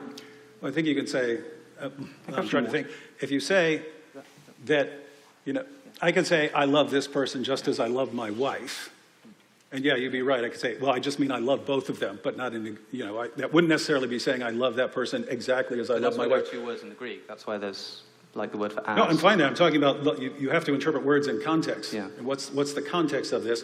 It's Jesus claims that since the Father's working, he's working also. Mm-hmm. And it's interesting because the discussion among the rabbis was, does God work on the Sabbath? Does God work on the Sabbath? Yeah. And so Jesus is working, so God works on the Sabbath because he's upholding and sustaining the universe, therefore I get to work on the Sabbath as well. And then, hey, you're claiming to be, they think he's claiming to be another God. And he clarifies, no, by myself I can do nothing. He points this out, and in this context, he's the final judge. And so you will honor the Son just as you honor the Father. There, in context, it would be very strange to say, well, I just mean honor me in some sense like you honor the Father, but not in that way. The Old Testament, Yahweh's the one who sets up his throne to judge. Jesus is the one who says all judgment is given to him. Given, yeah. Yeah. And so if all judgment is given to him, and keep in mind, the Old Testament says Yahweh is the one who's going to judge. And you're saying, yeah, but it's given to Jesus. Yeah. And he says it's so that we honor him the same way we honor the Father. Yeah, okay, so I want to talk about this Sabbath moment because this is quite important. This is in John chapter 5 as well. This whole episode sort of hinges on the idea that Jesus is working on the Sabbath. He says, my Father is working, so am I. So your interpretation of this is to say that, well, my Father in heaven, that is God, is working on the Sabbath, so am I, therefore I'm God. This story of Jesus working on the Sabbath is reported in multiple Gospels. In Mark's Gospel, when he's found working on the Sabbath, and the Pharisees say to him, this is Mark chapter 2, look, why are they doing that? It's that which is not lawful on the Sabbath. What does Jesus say in response? Have you not heard what David did? Have you not read what David did when he and his companions were hungry and in need of food? And they enter the house of God and take the food which is not lawful on the Sabbath. So Jesus justifies his breaking of the Sabbath by referring to another human being who also broke the Sabbath. He then tells us that the Sabbath was made for mankind and not mankind for the Sabbath. A very famous quote. The Sabbath was made for man and not man for the Sabbath. Bearing in mind that although... And the Son of Man is Lord of the Sabbath. Yes, bear in mind that although in the Greek, the definite article is given to Jesus when he uses the term Son of Man, it's complicated by the fact that Son of Man without the definite article is just a way of saying human being. So there are some scholars such as Morris Casey who believe that these Son of Man sayings have been corrupted, at least some of them, from originally saying a son of man, or the son of man in the sense of just meaning a human being. Now, why would that interpretation be correct here? Because Jesus says, firstly, when he's accused of breaking the Sabbath, he says, well, David did the same thing. Was David sinning? The implication is no, which means it can't just be God who breaks the Sabbath. He then says that the Sabbath was made for man, humans, not humans or man for the Sabbath. Therefore, he says, the word is therefore, the Son of Man is Lord of the Sabbath. If the Son of Man in some context just means a human being, that's how early church fathers interpreted it, for example. In fact, some of the early church fathers translated the Son of Man as the Son of Mary, because they thought it was Jesus indicating that he was the son of a human being and he was only born of Mary. Given that undertone for this phrase, the Son of Man, how else can I read this passage except Jesus saying, yeah, I'm working on the Sabbath, so did David, and that wasn't wrong. The Sabbath was made for mankind. Therefore, mankind is Lord of the Sabbath. If it's only God who can work on the Sabbath, then why does Jesus appeal to David? You're talking about two completely different passages. You're talking about this situation, and Jesus, I was talking to a Jewish guy in Israel, and he's not a Christian, but he said, hey, Jesus' way won. Jesus' way actually won. The way of Jesus won. He viewed Jesus as like a religious reformer sent against religious extremism and so on. There, Jesus is talking about like preserving life and so on. The accusation in John 5 is different, but I'm pointing to John because you're going with John. In John 5, he says the Father's working, and so he gets to work too. And again, if you read this, there's no way to interpret this as Jesus claiming to be some, just another human being or something like that. Well, I don't think Jesus is claiming to be just another human being. But although we are talking about two different passages here, if the reason that Jesus gives, because bear in mind, there are multiple ways to interpret this. When he says, well, God's working, so why not I? There are multiple ways to interpret this. Either Jesus is, again, quite explicitly claiming to be God, which again is quite mystifying given that this doesn't seem to provoke the same kind of reaction. If it's well recognized that God is the Lord of the Sabbath and Jesus is claiming himself as a title, the Son of Man, to be Lord of the Sabbath, or in this instance, just claiming the authority because God is working, so am I, it's strange that it doesn't cause the same kind of fuss. But the other interpretation is that Jesus is saying, well, if God can work on the Sabbath, why not anybody else? If God can work, why not me? And that just doesn't, your interpretation just doesn't square with me with Mark's gospel. I mean, the question I asked was, why does he refer to David in justifying his working on the Sabbath? We're talking about John. Yes, but I'm saying you can have different reasons for doing things in different situations. I mean, as far as John, so Jesus, because he was doing these things on the Sabbath, the Jewish leaders began to persecute him. In his defense, Jesus said to them, my Father is always at his work to this very day, and I too am working. For this reason, they tried all the more to kill him, not only because he was breaking the Sabbath, but was even calling God his own Father, making himself equal with God. Yes. And so that's when Jesus goes, and if he's trying to say that, if he's trying to say something about it's okay to break the Sabbath or you don't have to work on the Sabbath anymore or something like that, it's a strange direction to go in that he makes all these claims. He can do only what the Father sees because whatever the Father does, the Son also does. For just as the Father raises the dead and gives them life, even so the Son gives life to whom he is pleased to give it. Mm-hmm. The Father judges no one, but has entrusted all judgment to the Son, that all may honor the Son just as they honor the Father. Whoever does not honor the Son does not honor the Father. And that's when he goes on to say that he's the one who raises the dead. A time is coming and has now come when the dead will hear the voice of the Son of God, and those who hear will live. For as the Father has life in himself, so he has granted the Son also to have life in himself. And he has given him authority to judge because he is the Son of Man. Yes. And then he goes on to say that the dead are going to be raised. My point is zeroing in on one little point and saying, maybe this is just, you're missing kind of the big picture. This is... I'm noticing the words granted and given or authority there. This idea that Jesus raises the dead is not exactly clear in John chapter 5. Like if we look at the words that we're actually dealing with here, the Father judges no one but has entrusted all judgment to the Son. Presumably the Father could judge if he wanted to. He's made a decision to entrust this to the Son, meaning that the Son doesn't have this power necessarily. If the Son has this power necessarily, it's not something that needs to be entrusted to him in the way that the Father then would not have it. He then says, very truly, I say to you, whoever hears my word and believes him who has sent me has eternal life. And goes on to say that the dead will hear the voice of the Son of God, and those who hear will live. Hear the voice of the Son of God. Yeah. Now, he's the Son of God, right? Jesus? That's right. You're agreeing that he's claiming to be the Son of God. Yeah, so they'll hear his voice and they'll be raised from the dead. But how do we, who is doing the raising here? And how do you know?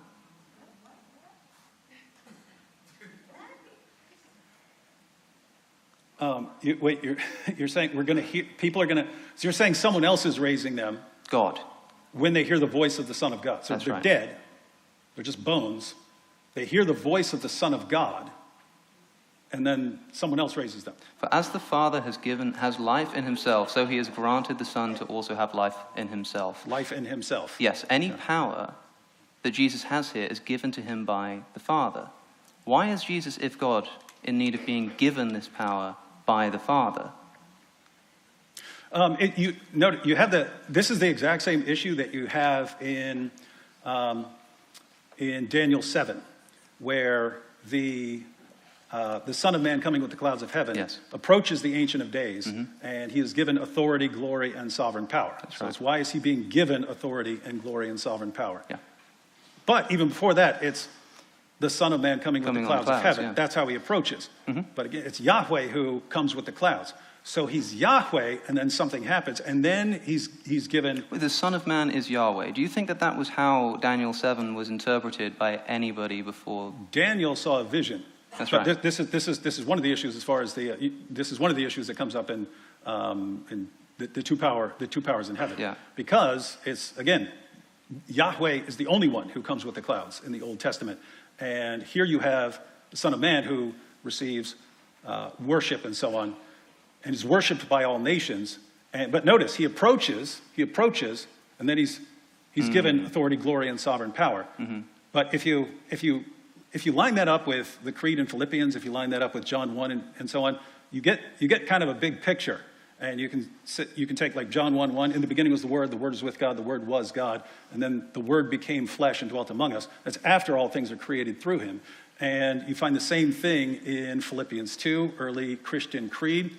When it's in your relationships with one another, have the same mindset as Christ Jesus, who being in very nature God, did not consider equality with God something to be used to his own advantage. Rather, he made himself nothing, taking the very nature of a servant. So these are, you have someone who is in nature God over here, someone who is the Word, through whom all things are created, and then enters creation, and then lives as Jesus, dies. And I would interpret it, since you have the ending in Matthew where Jesus approaches and he's worshipped there, and he says that all authority in heaven and earth has been given to him. So the idea is he becomes a servant. He's in very nature God. He takes on the nature of a servant, and then he lives as a servant. And the irony of this statement where he says the Son of Man came not to be served, but to serve and to give his life as a ransom for many. The irony there is he's the Son of Man. He's supposed to be served by all. And he says that he came to serve. And so he's living as a servant during this life. Then he dies. He rises from the dead. There's a lot here, right? Yeah. I want to go right back, because we started with this idea of the Son of Man coming on the clouds, meaning that he's Yahweh. Do you think that's how Daniel interpreted his vision? Do you think that's I believe Daniel saw a vision and recorded his vision. Do you think that's how the Sanhedrin interpreted Daniel 7? When Jesus comes for his trial, and he quotes Daniel 7, and says that you'll see the Son of Man riding on the clouds of heaven, do you think that the problem there was that Jesus was claiming to be God, and that's something that no human being can do? Because Daniel 7 is part of the Jewish scripture. They were expecting the coming of this Son of Man. So if it's obvious that the Son of Man was going to be Yahweh, then the Sanhedrin should have expected that the coming Son of Man would have been Yahweh. They might have thought that Jesus wasn't him. But do you think that the Sanhedrin were expecting whoever the rightful Son of Man was, who was to come, would be identical to Yahweh? And if not, why did they not read that into the passage as obviously as you think that they should have done? People were basically confused by these passages. That's the impression you get. They go in all sorts of different directions, and, this is referring to the Messiah. No, this is referring to some sort of angel. No, this is referring to this. No, I'm talking about what the text says. The Son of Man comes with the clouds of heaven. All before that, it's always Yahweh who comes on the clouds. And so if you were looking at that and you didn't, if you didn't have the idea of, wait a minute, it just can't be. It's impossible that that is referring to God because you've got the Ancient of Days right there. If you're not reading, I mean, and really, I don't know, I don't even know what to do if you're saying that, I'm not talking about you, I'm talking about anyone. Yeah. If you're reading that and going, no, it doesn't seem like this is God. He comes with the clouds of heaven, but then he's worshipped by all nations and has an everlasting kingdom. Mm-hmm. If you're just reading that, if put it this way, if you didn't have the Ancient of Days in the picture and you're reading this description, comes in the cloud of heavens, worshipped by all nations, obviously God. Yeah, so the mystery comes in. The mystery comes in when it's, wait a minute, we've got the Ancient of Days here, so this is sounding like that's right. two divine beings, and we just can't have that. Real quick, so we've gone through about 20 minutes. David, are you comfortable staying here, or do you want to ask Alex some questions now? I was hoping to nail this down because, of course, the point was, or is, in the Christological dispute, that Jesus is accused of blasphemy at his trial, and that this is evidence that he was claiming to be God through his identification with the divine Son of Man, because that's how it's interpreted by the high priest, because he accuses him of blasphemy. Does that mean that the high priest was expecting the Son of Man to be Yahweh himself? Do you think that that is the interpretation that the high priest had of the Danielic vision of the Son of Man? I would say they would obviously have interpreted that passage in Daniel, or claimed to be the Son of Man, in that sense. If you're just saying, hey, I'm a son of man, I think they'd be fine with it. Well, yeah, of course, in the Aramaic in which Daniel 7 is written, it's one like a son of man, one like Bar Nash, which just means one like a human being. Yeah, so you'd clarify that, and that's the point, like a human being, and yet he comes with the clouds of heaven. So he's coming with the clouds of heaven, he's Yahweh, and yet he's like a son of a man. That's right. Yeah. You understand that in the history as far as how they would interpret it, they could have a range of interpretations that we don't know what this means. But we know the guy who built my cousin's table in Nazareth should not be making this claim. Sure. Is that enough to be? So suppose that their interpretation was a messianic vision of Daniel 7. This carpenter claiming to be the Messiah, would that have been enough to accuse him of blasphemy? Claiming to be the Messiah is not a death sentence. All kinds of people exactly. claim to be the Messiah. So the reason I'm pressing this point is because when I say, did the high priest believe that the Son of Man was going to be Yahweh himself, I think that's quite implausible. And I think you recognize that in saying, well, look, there are loads of ideas that they could have had. It was quite confusing.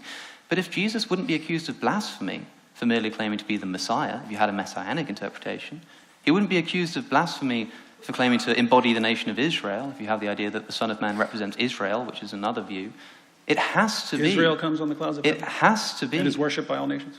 I'm not saying that's my interpretation. Okay. I'm saying that in the history of the interpretation of Daniel 7, that has been a popular interpretation. Yeah, of course, the four beasts which come before represent different nations, and the one like the Son of Man is Israel. But the question I'm asking you is, surely you recognize that if the idea is that claiming to be the Messiah or something like that is not enough for a death sentence. That's right. Then what Jesus has to have done in that trial, in order to get a death sentence, must have been to say something that the high priest immediately interpreted as him claiming to be Yahweh. That means that he has to expect that the coming Son of Man would be Yahweh himself. Is that what you think what the high priest thought of Daniel's vision? One, you just made an awesome case for me, right? If he's just thinking of the Son of Man coming with the clouds of heaven as the Messiah, then okay, this guy claimed to be the Messiah. Let's maybe we have to deal with the Romans or something like that. But it's not this terrier clothes blasphemy sort of thing. Mm-hmm.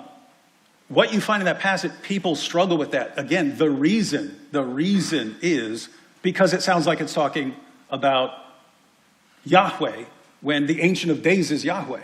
That's it. So you come up, you try to explain it in other ways. Could this be the Messiah? It just doesn't fit.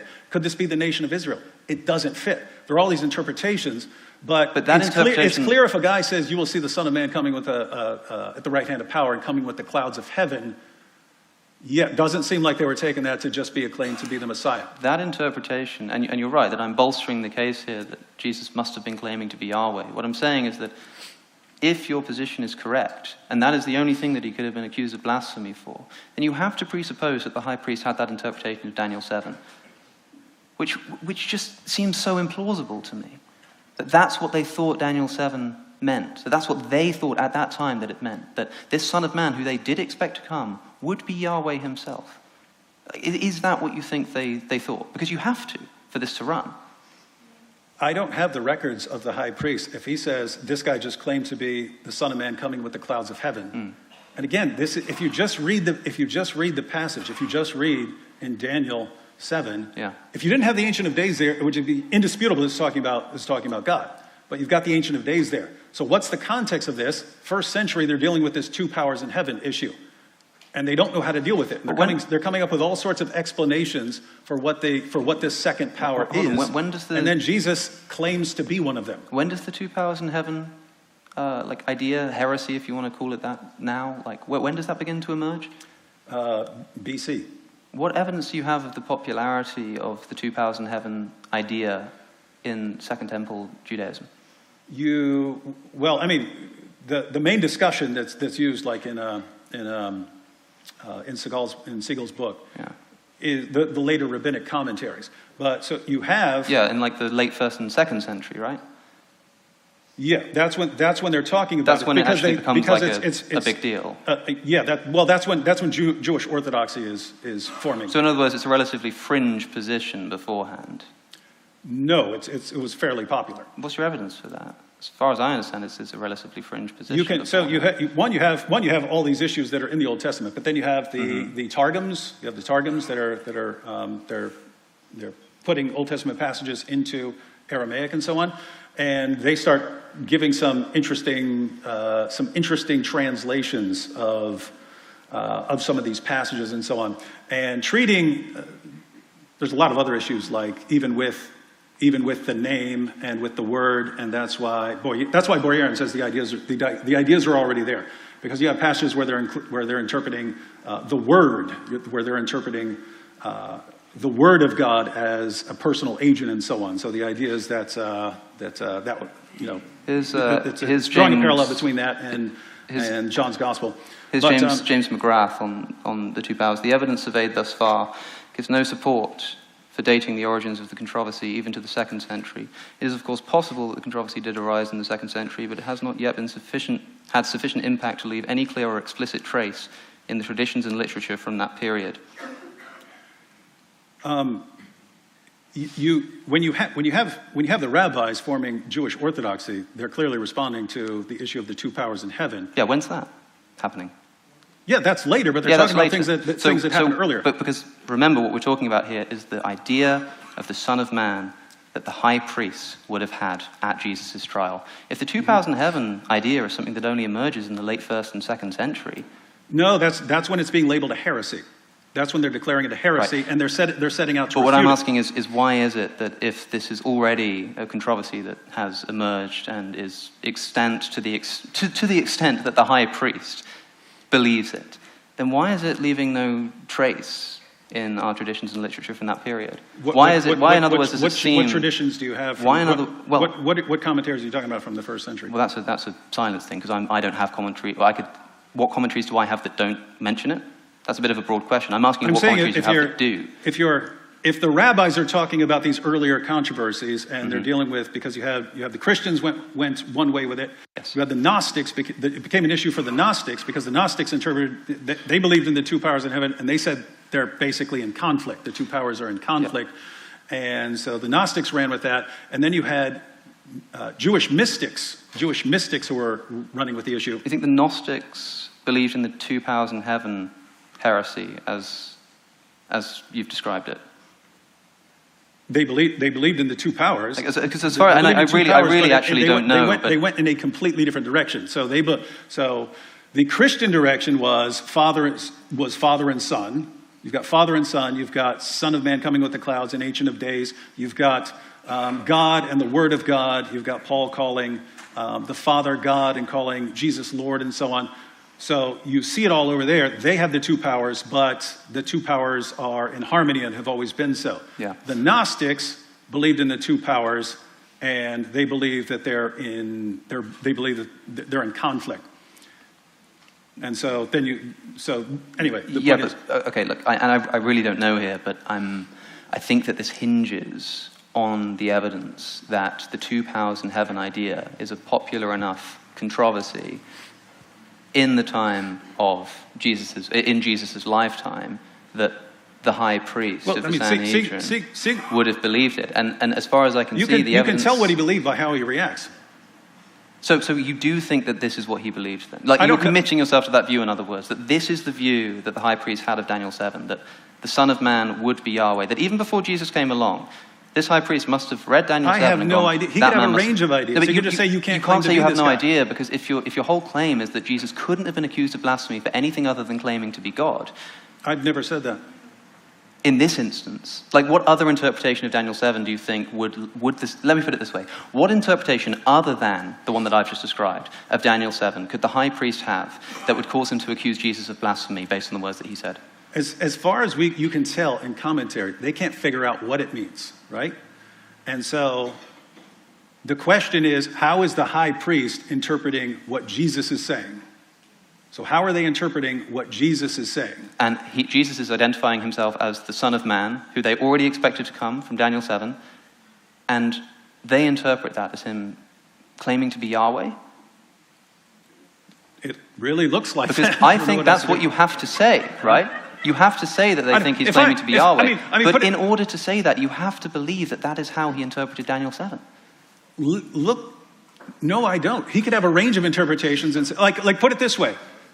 Look at what the high priest is doing when he says, "Don't keep us in suspense any longer. Are Yeah. you the Christ, the Son of the Blessed?" Yeah. He's asking for clarification on That's what he's right. saying. What are you saying? What are you telling us? Okay, so bearing in mind that one interpretation of Daniel 7 throughout history, even after the advent of Christianity, is that Daniel 7 is a messianic prophecy about the coming Messiah.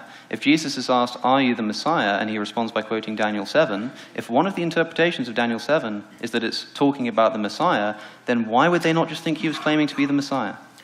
He obviously didn't give them that impression if Why? they said he deserves death for it. And by the way, this is connected. You can actually tell what happens. I mean, you brought up the passage in Acts 7. I mean, Yes. Stephen is giving his entire case for belief in Jesus as the Messiah. They never get violent. Then he rebukes them the harshest way you can possibly. You killed your ancestors killed all the prophets, and you guys killed the Messiah. If they're just going to get ticked off at rebuke or insults or something like that, that would have been the time to do it. It's when he says, Well, "I they see get the ticked Son off of at blasphemy. Man." It's Yeah. when I see the Son of Man. That's when they cover their ears. They cover their ears. They charge him, and they kill him. So you can do the same thing. Why are they why are they interpreting as Exactly, Why yeah. aren't they interpreting that as he's just saying that Jesus is the Messiah? That's exactly right. Yeah. Okay, Why fellas. do they think that? We got to move to Q&A. We've gone way over the open dialogue. Apologies, So if you have a everybody. question, line up over there while I let you guys finish your thoughts. Guys, hey, oh gosh. All right, so check it out. Right here where Ray is. You guys go to Ray Rock, right here in the very front. Check. Yes. We're supposed to get 4 minutes. Yes, so this is Can I what we're grab going to that do. water from someone? Can This I pour it is- into a cup? Is that all right? Can I take that water? This is what we're going to do. Before Ray is going to vet some questions. Yep. And we're going to go to 4-minute conclusions. And we have a hard out at 11. So highly unlikely everybody's question is going to get answered. Okay? So conclusions. I believe Alex is doing the closing first. Yes. I'm kind of happy to yield my time to questions if we've got a hard out at 11. I mean, I'm happy for David to do one and me not. I mean, I'm happy to. I Okay. like conclusions. He likes You go conclusions. ahead. You go ahead. I'm happy to You yield don't my wanna time. do- you're yielding want to your do a conclusion. conclusion? That's fine by me. Yeah. And Okay. well, it depends on what you say, I suppose. So why don't you get up and then we'll see. I mean, we can do it. We can do them right here, just kind of summarizing. Sure. Yeah. Whatever you like, man. Want to do that? Sure. You want to go first or second? I'll go second. Okay. We good? So what are we taking? 4 minutes? 4 minutes. Okay. I'll just time myself so I don't. Get 4 minutes on the clock for the conclusions.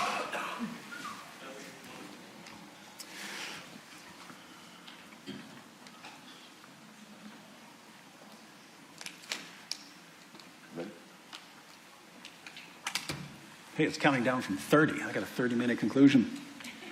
All right, in my opening statement, I point out you basically have a controversy.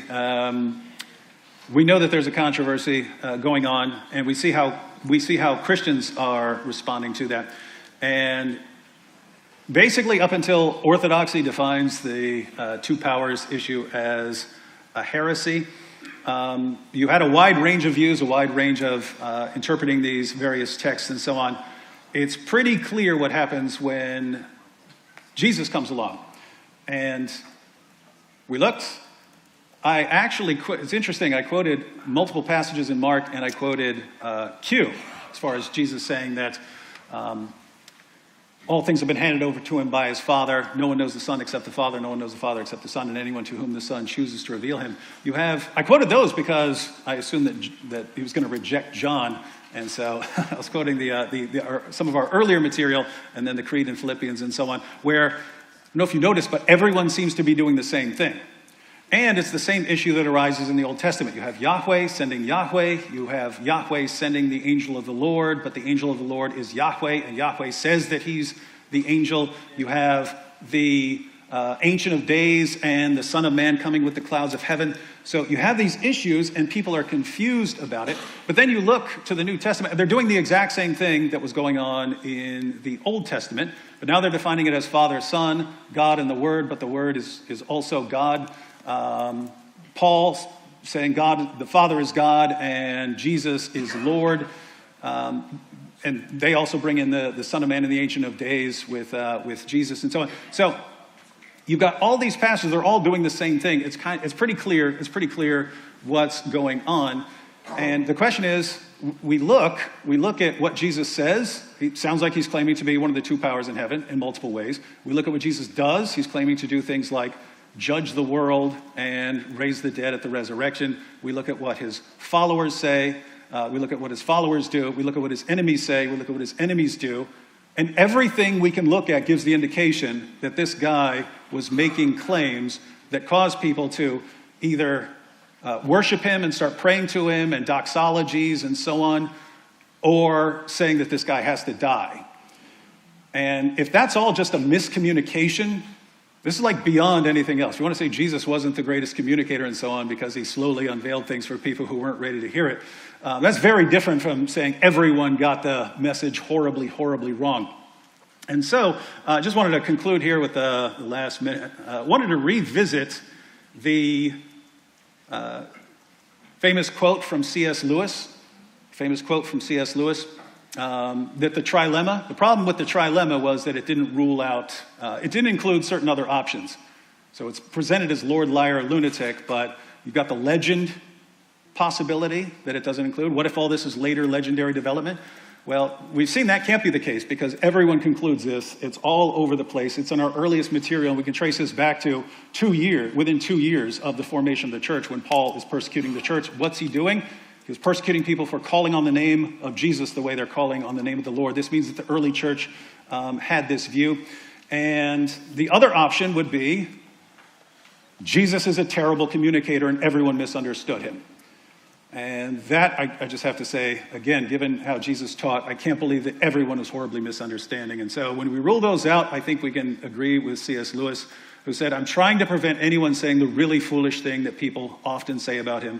I'm ready to accept Jesus as a great moral teacher, but I do not accept his claim to be God. That is the one thing we must not say. A man who was merely a man and said the sort of things Jesus said would not be a great moral teacher.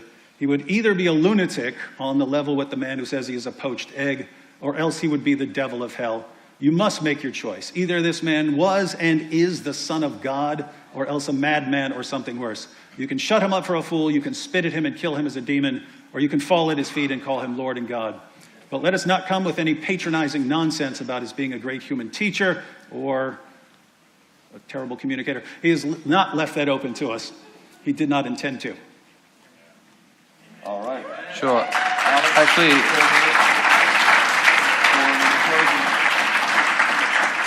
all right, 4-minute closing from Alex. yeah, I mean, I guess there are a few important things to say. First is that I totally forgot in that entire section that I really, really did want to hear what David thinks about Jesus implying all throughout John chapter 17, that the relationship he has with the Father is the same as the relationship that the Father and he wish to have with all Christian believers. I find it quite stunning that when specifically asked to clarify his Christological position, he describes his relationship with the Father in terms that he then attributes to first his disciples and then the rest of Christian believers. Absent everything else that we've been saying, that alone should be pretty stunning. What can it possibly mean for Jesus to describe his relationship to the Father and then say, in the same way that I'm in him and he's in me, I want you all to be in us so we can all be one, all of us? What can that possibly mean? We didn't even get to discuss this. Maybe some people in the Q&A have some answers. But on its own, that is enough to raise some serious question marks. Of course, a lot of David's case has relied on this two powers heresy, and we were sort of getting a bit caught in the weeds there about the dating.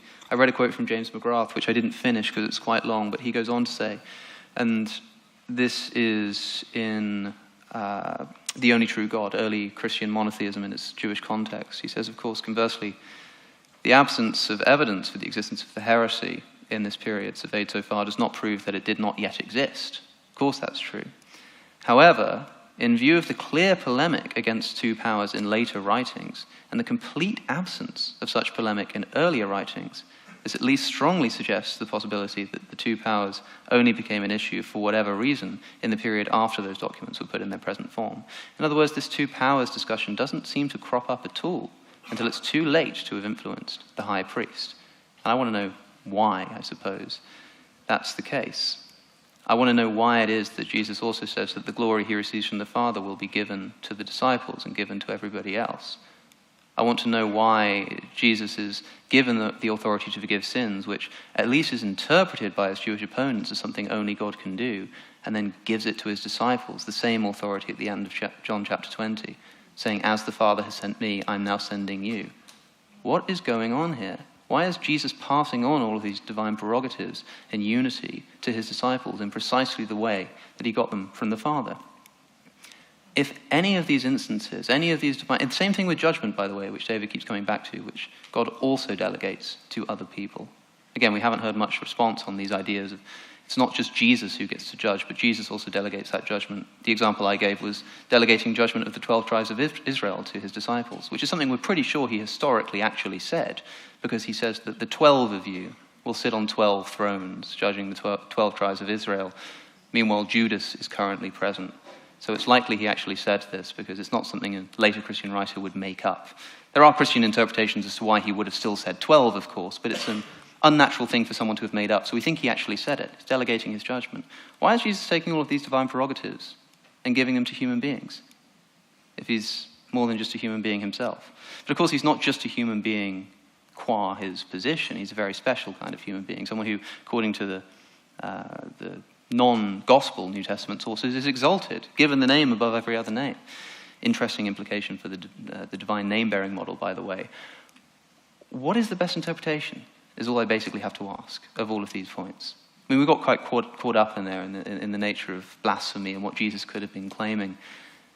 Again, I'll just press the point that if you want to accept that Jesus couldn't have been accused of blasphemy for anything other than claiming to be Yahweh, and yet all he really did was quote Daniel 7, then you have to believe that at the time of Jesus' trial, it was popular enough within Jewish thought to expect that the coming Son of Man, as prophesied in Daniel 7, would be Yahweh himself. I don't see any evidence for that at all. So for these considerations, I think it a suspicious reading of the New Testament to say that Jesus was claiming identity with Yahweh. All right. Before we go to the first question, I got one question for Alex, and I would love to hear your answer on this. I'm going to throw a monkey wrench in this whole thing. You've brought this up before, the idea in Eastern Orthodoxy of theosis or deification. Does that solve the dilemma that you're referring to? Theosis, the process of humans attaining likeness to and union with God, participating in the divine energies, divine nature, and experiencing community with the Holy Trinity. If we're adding the Eastern Orthodox position, which is within the realms of Orthodoxy, as Protestants would probably call that glorification, right? They're giving very specific language. Your dilemma is Jesus is God, and then he's given this godlike authority to his disciples.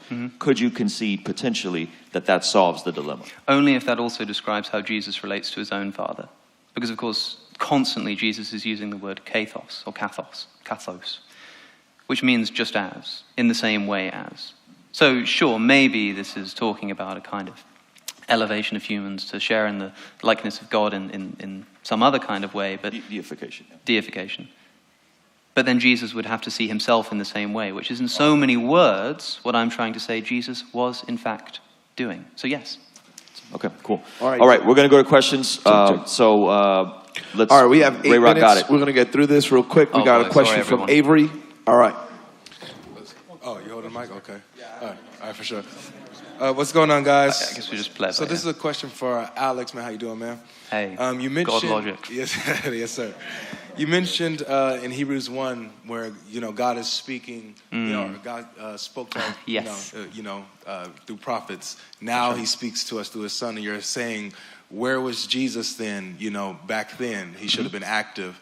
And so, regarding Hebrews, I just want to read you this and get your thoughts on this, okay? It's Hebrews 11.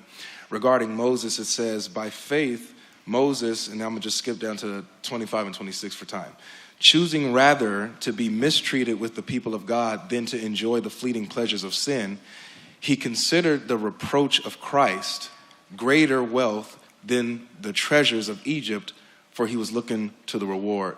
So how is it that Moses can be considering Christ's disapproval if Christ wasn't around for him to disapprove? Yeah, that is a great question. So Christ there, he regarded disgrace for the sake of Christ as greater value than the treasures of Egypt because he was looking ahead to his reward. Now, that's something which I think it's a good point. I mean, of course, I can offer a Christological interpretation of this, which sort of says that Christ is promised as the Redeemer of mankind, and we're looking at this in retro. Where's he gone? Oh, there you are. And we're looking, and just dropped it and left. And I suppose we're looking at this in retrospect, and he regarded disgrace for the sake of Christ. Yeah, I do think that in this instance, Hebrews is probably presenting Jesus as, I don't know about the angel of Yahweh, but certainly we're looking at a high Christology in Hebrews, yeah. So close. But, yeah, I see what you're saying. All right, let's go to the next question because we only got a few minutes. He's so close, guys. But I have no, for what it's worth, I have no problem saying that Hebrews has a high Christology. Yeah. That's kind of not an issue to me. But I think it is interesting to suggest that as a retort to the idea of the angel of Yahweh being Jesus, I think that is an excellent point. Yeah. Yeah. Great job, Avery. All right. We got a question for David Wood, real quick. Gentlemen, thank you for a wonderful debate. Dr. Wood, regarding the I am statements of Jesus in the Gospel of John, the most palpable, powerful, divine statements by Christ, why do you believe that they are omitted from Mark, from Q, from Matthew, and Luke, our four earliest Gospels, and then John comes along, and these statements are present in John and missing from all of our other sources? Did I bring up I am statements? No. Who brought them up? That's interesting. It is fascinating if you walk in and you say, all right, I'm going to quote all these passages in John. They go, it's too late. It's the latest source. You can't trust that. It's clearly made up later and so on. And so you say, okay, let me just go with the earliest material. I'll go Q, Mark, and Paul. And then it's, well, what about John? That's very interesting. So I can't quote John, but they can quote John. These are awesome times. One, I think the Synoptic Gospel writers are focusing on different theological issues, and so in Mark, for instance, you have the announcement. You have the announcement that John the Baptist is preparing the way for Jesus, but he actually quotes Isaiah that the messenger is going to prepare the way for the Lord. And so if you look at how it unfolds, it's raising all these questions. Who is this guy who says he can forgive sins? This guy says that he's the Lord of the Sabbath. You do have an I am statement there in Mark 6:50, but there are passages where it could just be translated as it is I, which is why I don't point to these, but they are there, and that's the context where it would make sense. Because this is a really powerful religious moment for them. So you could interpret it that way, but since it's kind of ambiguous, I don't. But as far as why material is quoted in John that's not quoted in other Gospels, again, I think they're focusing on different issues. You look at Mark, it's very action-based. Jesus went here, did this. Jesus went here, there, and did that. And yet you have it unfolding to who Jesus is claiming to be. He eventually gets to the point where once his followers grant that he's the Messiah, then he starts modifying people's expectations of what the Messiah is. That's when you have him saying, well, how does David call the Messiah Lord if he's just the son of David? And then you eventually get to the trial, and it's this guy has to die. But this is just, Jesus went here and did this. It's not focusing a lot on Jesus' teaching. And then you get Matthew, he takes the same material, but he includes some long sermons and so on, so he's including that material. Luke focuses more on parables and so on. And John just focuses more on personal encounters with Jesus. That's why you get his interactions with Nicodemus and the woman at the well, and Mary and Martha and Lazarus, focusing on personal encounters and some of the Christological claims. But one of the mistakes people make is saying, lots of scholars make this mistake, is John must be late because of all this high Christology and Christological statement. It doesn't make any sense, because we know when Paul was writing, and you can't say John is somehow has a higher Christology than what you find in Paul. So we know the extremely high Christology is very, very early. But yeah, I think the writers are focusing on different things. All right, I'm going to try to sneak in two real quick. Here's a quick one. Hey, Stephen Nelson from Cross Bible. I have a question about Philippians 2, 6 through 7, the Philippians hymn. You both argued about it, yeah. You use different translations of the Greek word morphe. So on one side we have the translation of form, and on the other side we have the translation of nature. Now nature is coming from the NIV, who being in very nature God, and then take the NASB for morphe, who as he already existed in the form of God, in morphe theou, and then he takes on the form of a servant, morphe doulou. So can you guys justify why you prefer those specific translations that you used of the Greek word morphe in the Christ hymn in Philippians 2? Let's start with Alex. Sure. So I was, the context in which I think I brought that up, unless I'm misremembering, is James Dunn's interpretation of the passage. So I suppose I'm trying to make that passage make sense in light of my view. It could be wrong. It could be the wrong idea. It could mean existing in the form of God in the sense of being like an exalted being, exalted to the level of God. That might be the case. I don't exactly have a preference. To me, the question of Paul's Christology is secondary to the question of Jesus claiming to be God. Of course, it is interesting why Paul might have a high Christology, or that itself is, of course, debated.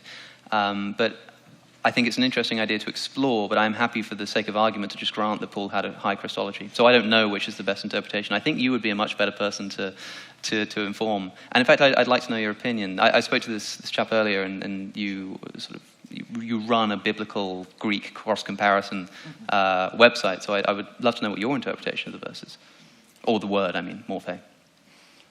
Right. Yeah, that was asked to both of us, I think. But as far as the morphe would, the most obvious translation would be like form or shape or something like that. What the NIV writers are doing is saying, if someone's in the form of God, what are you saying? If I say he was in the form of God, then this happened. Sounds like you're saying somehow in nature God. And so that's their that's the interpretation. I think that's good, so I'm fine. I think that's the meaning, and therefore the NIV frequently translates according to the meaning and not like a literal definition. But if someone's in the form of God, I think it makes sense to say in nature God.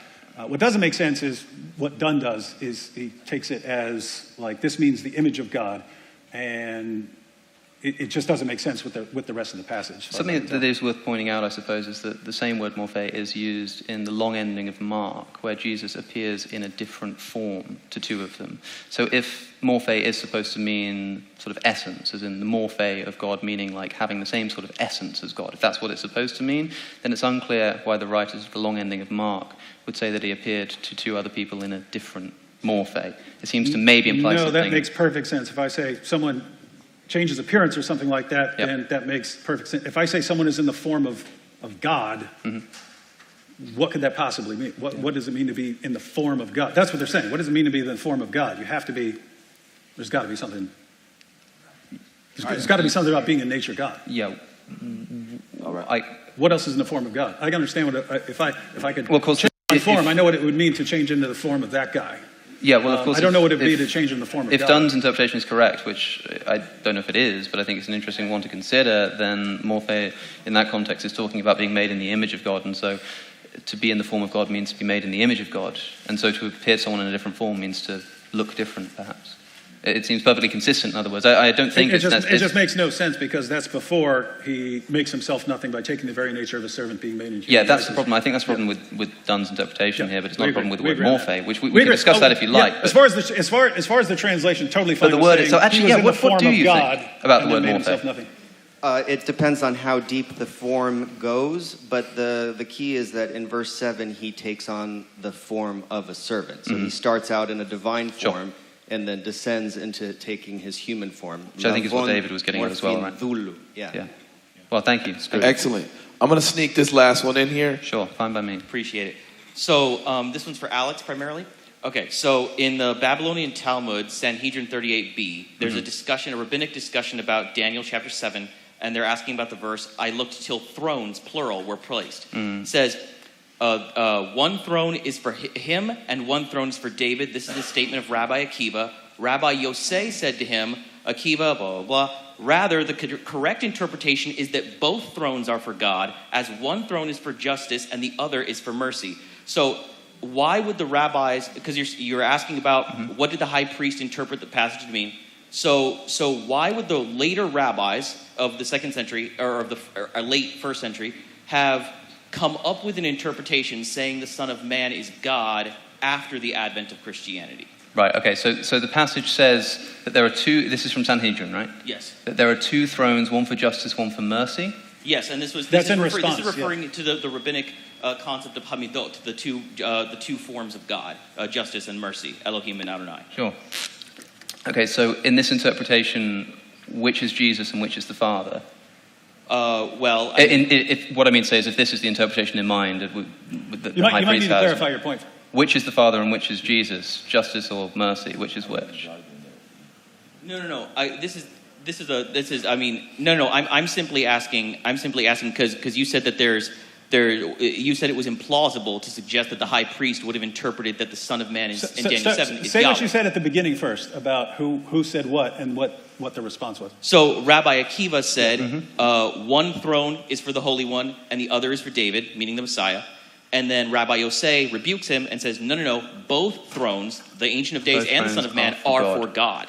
So that would be identifying the Son of Man as God. I see. And so the Son of Man in this instance is mercy and God is justice, or is it the other way around? That's all Rabbi Yosei says. Right, but he then explains what the two thrones are for, right? What does he say the two thrones are for? He says one is for justice and one is for mercy. So if the two thrones are for the Ancient of Days and the Son of Man, the Ancient of Days is justice and the Son of Man is mercy? No. Let me clarify. Let me clarify. So the point is when it talks about the two thrones, the two thrones being brought, that Rabbi Akiva says, okay, one is for God and one's for the Messiah, and someone else responds, whoa, you cannot say that one of these thrones is for the Messiah. They both have to be for God. They both have to be for God. So they're interpreting the thrones as both having to be for God, and they sort of describe it as God's attributes are on these thrones. The point is, that's why I don't know why anybody groaned at the question I was asking. If it's God's attributes which are on the throne, and this is being discussed in the context of the Son of Man. The point is, when you say this is a human being, that the Son of Man is a human being, Rabbi Akiva said, hey, that's the Messiah. And other people say, whoa, you can't say that because this is clearly a throne for the divine, but there's only one God, and therefore both thrones are for God, and we got to separate the attributes. Maybe I'm still just mishearing this, but after saying that, the explanation is that the two thrones, one is for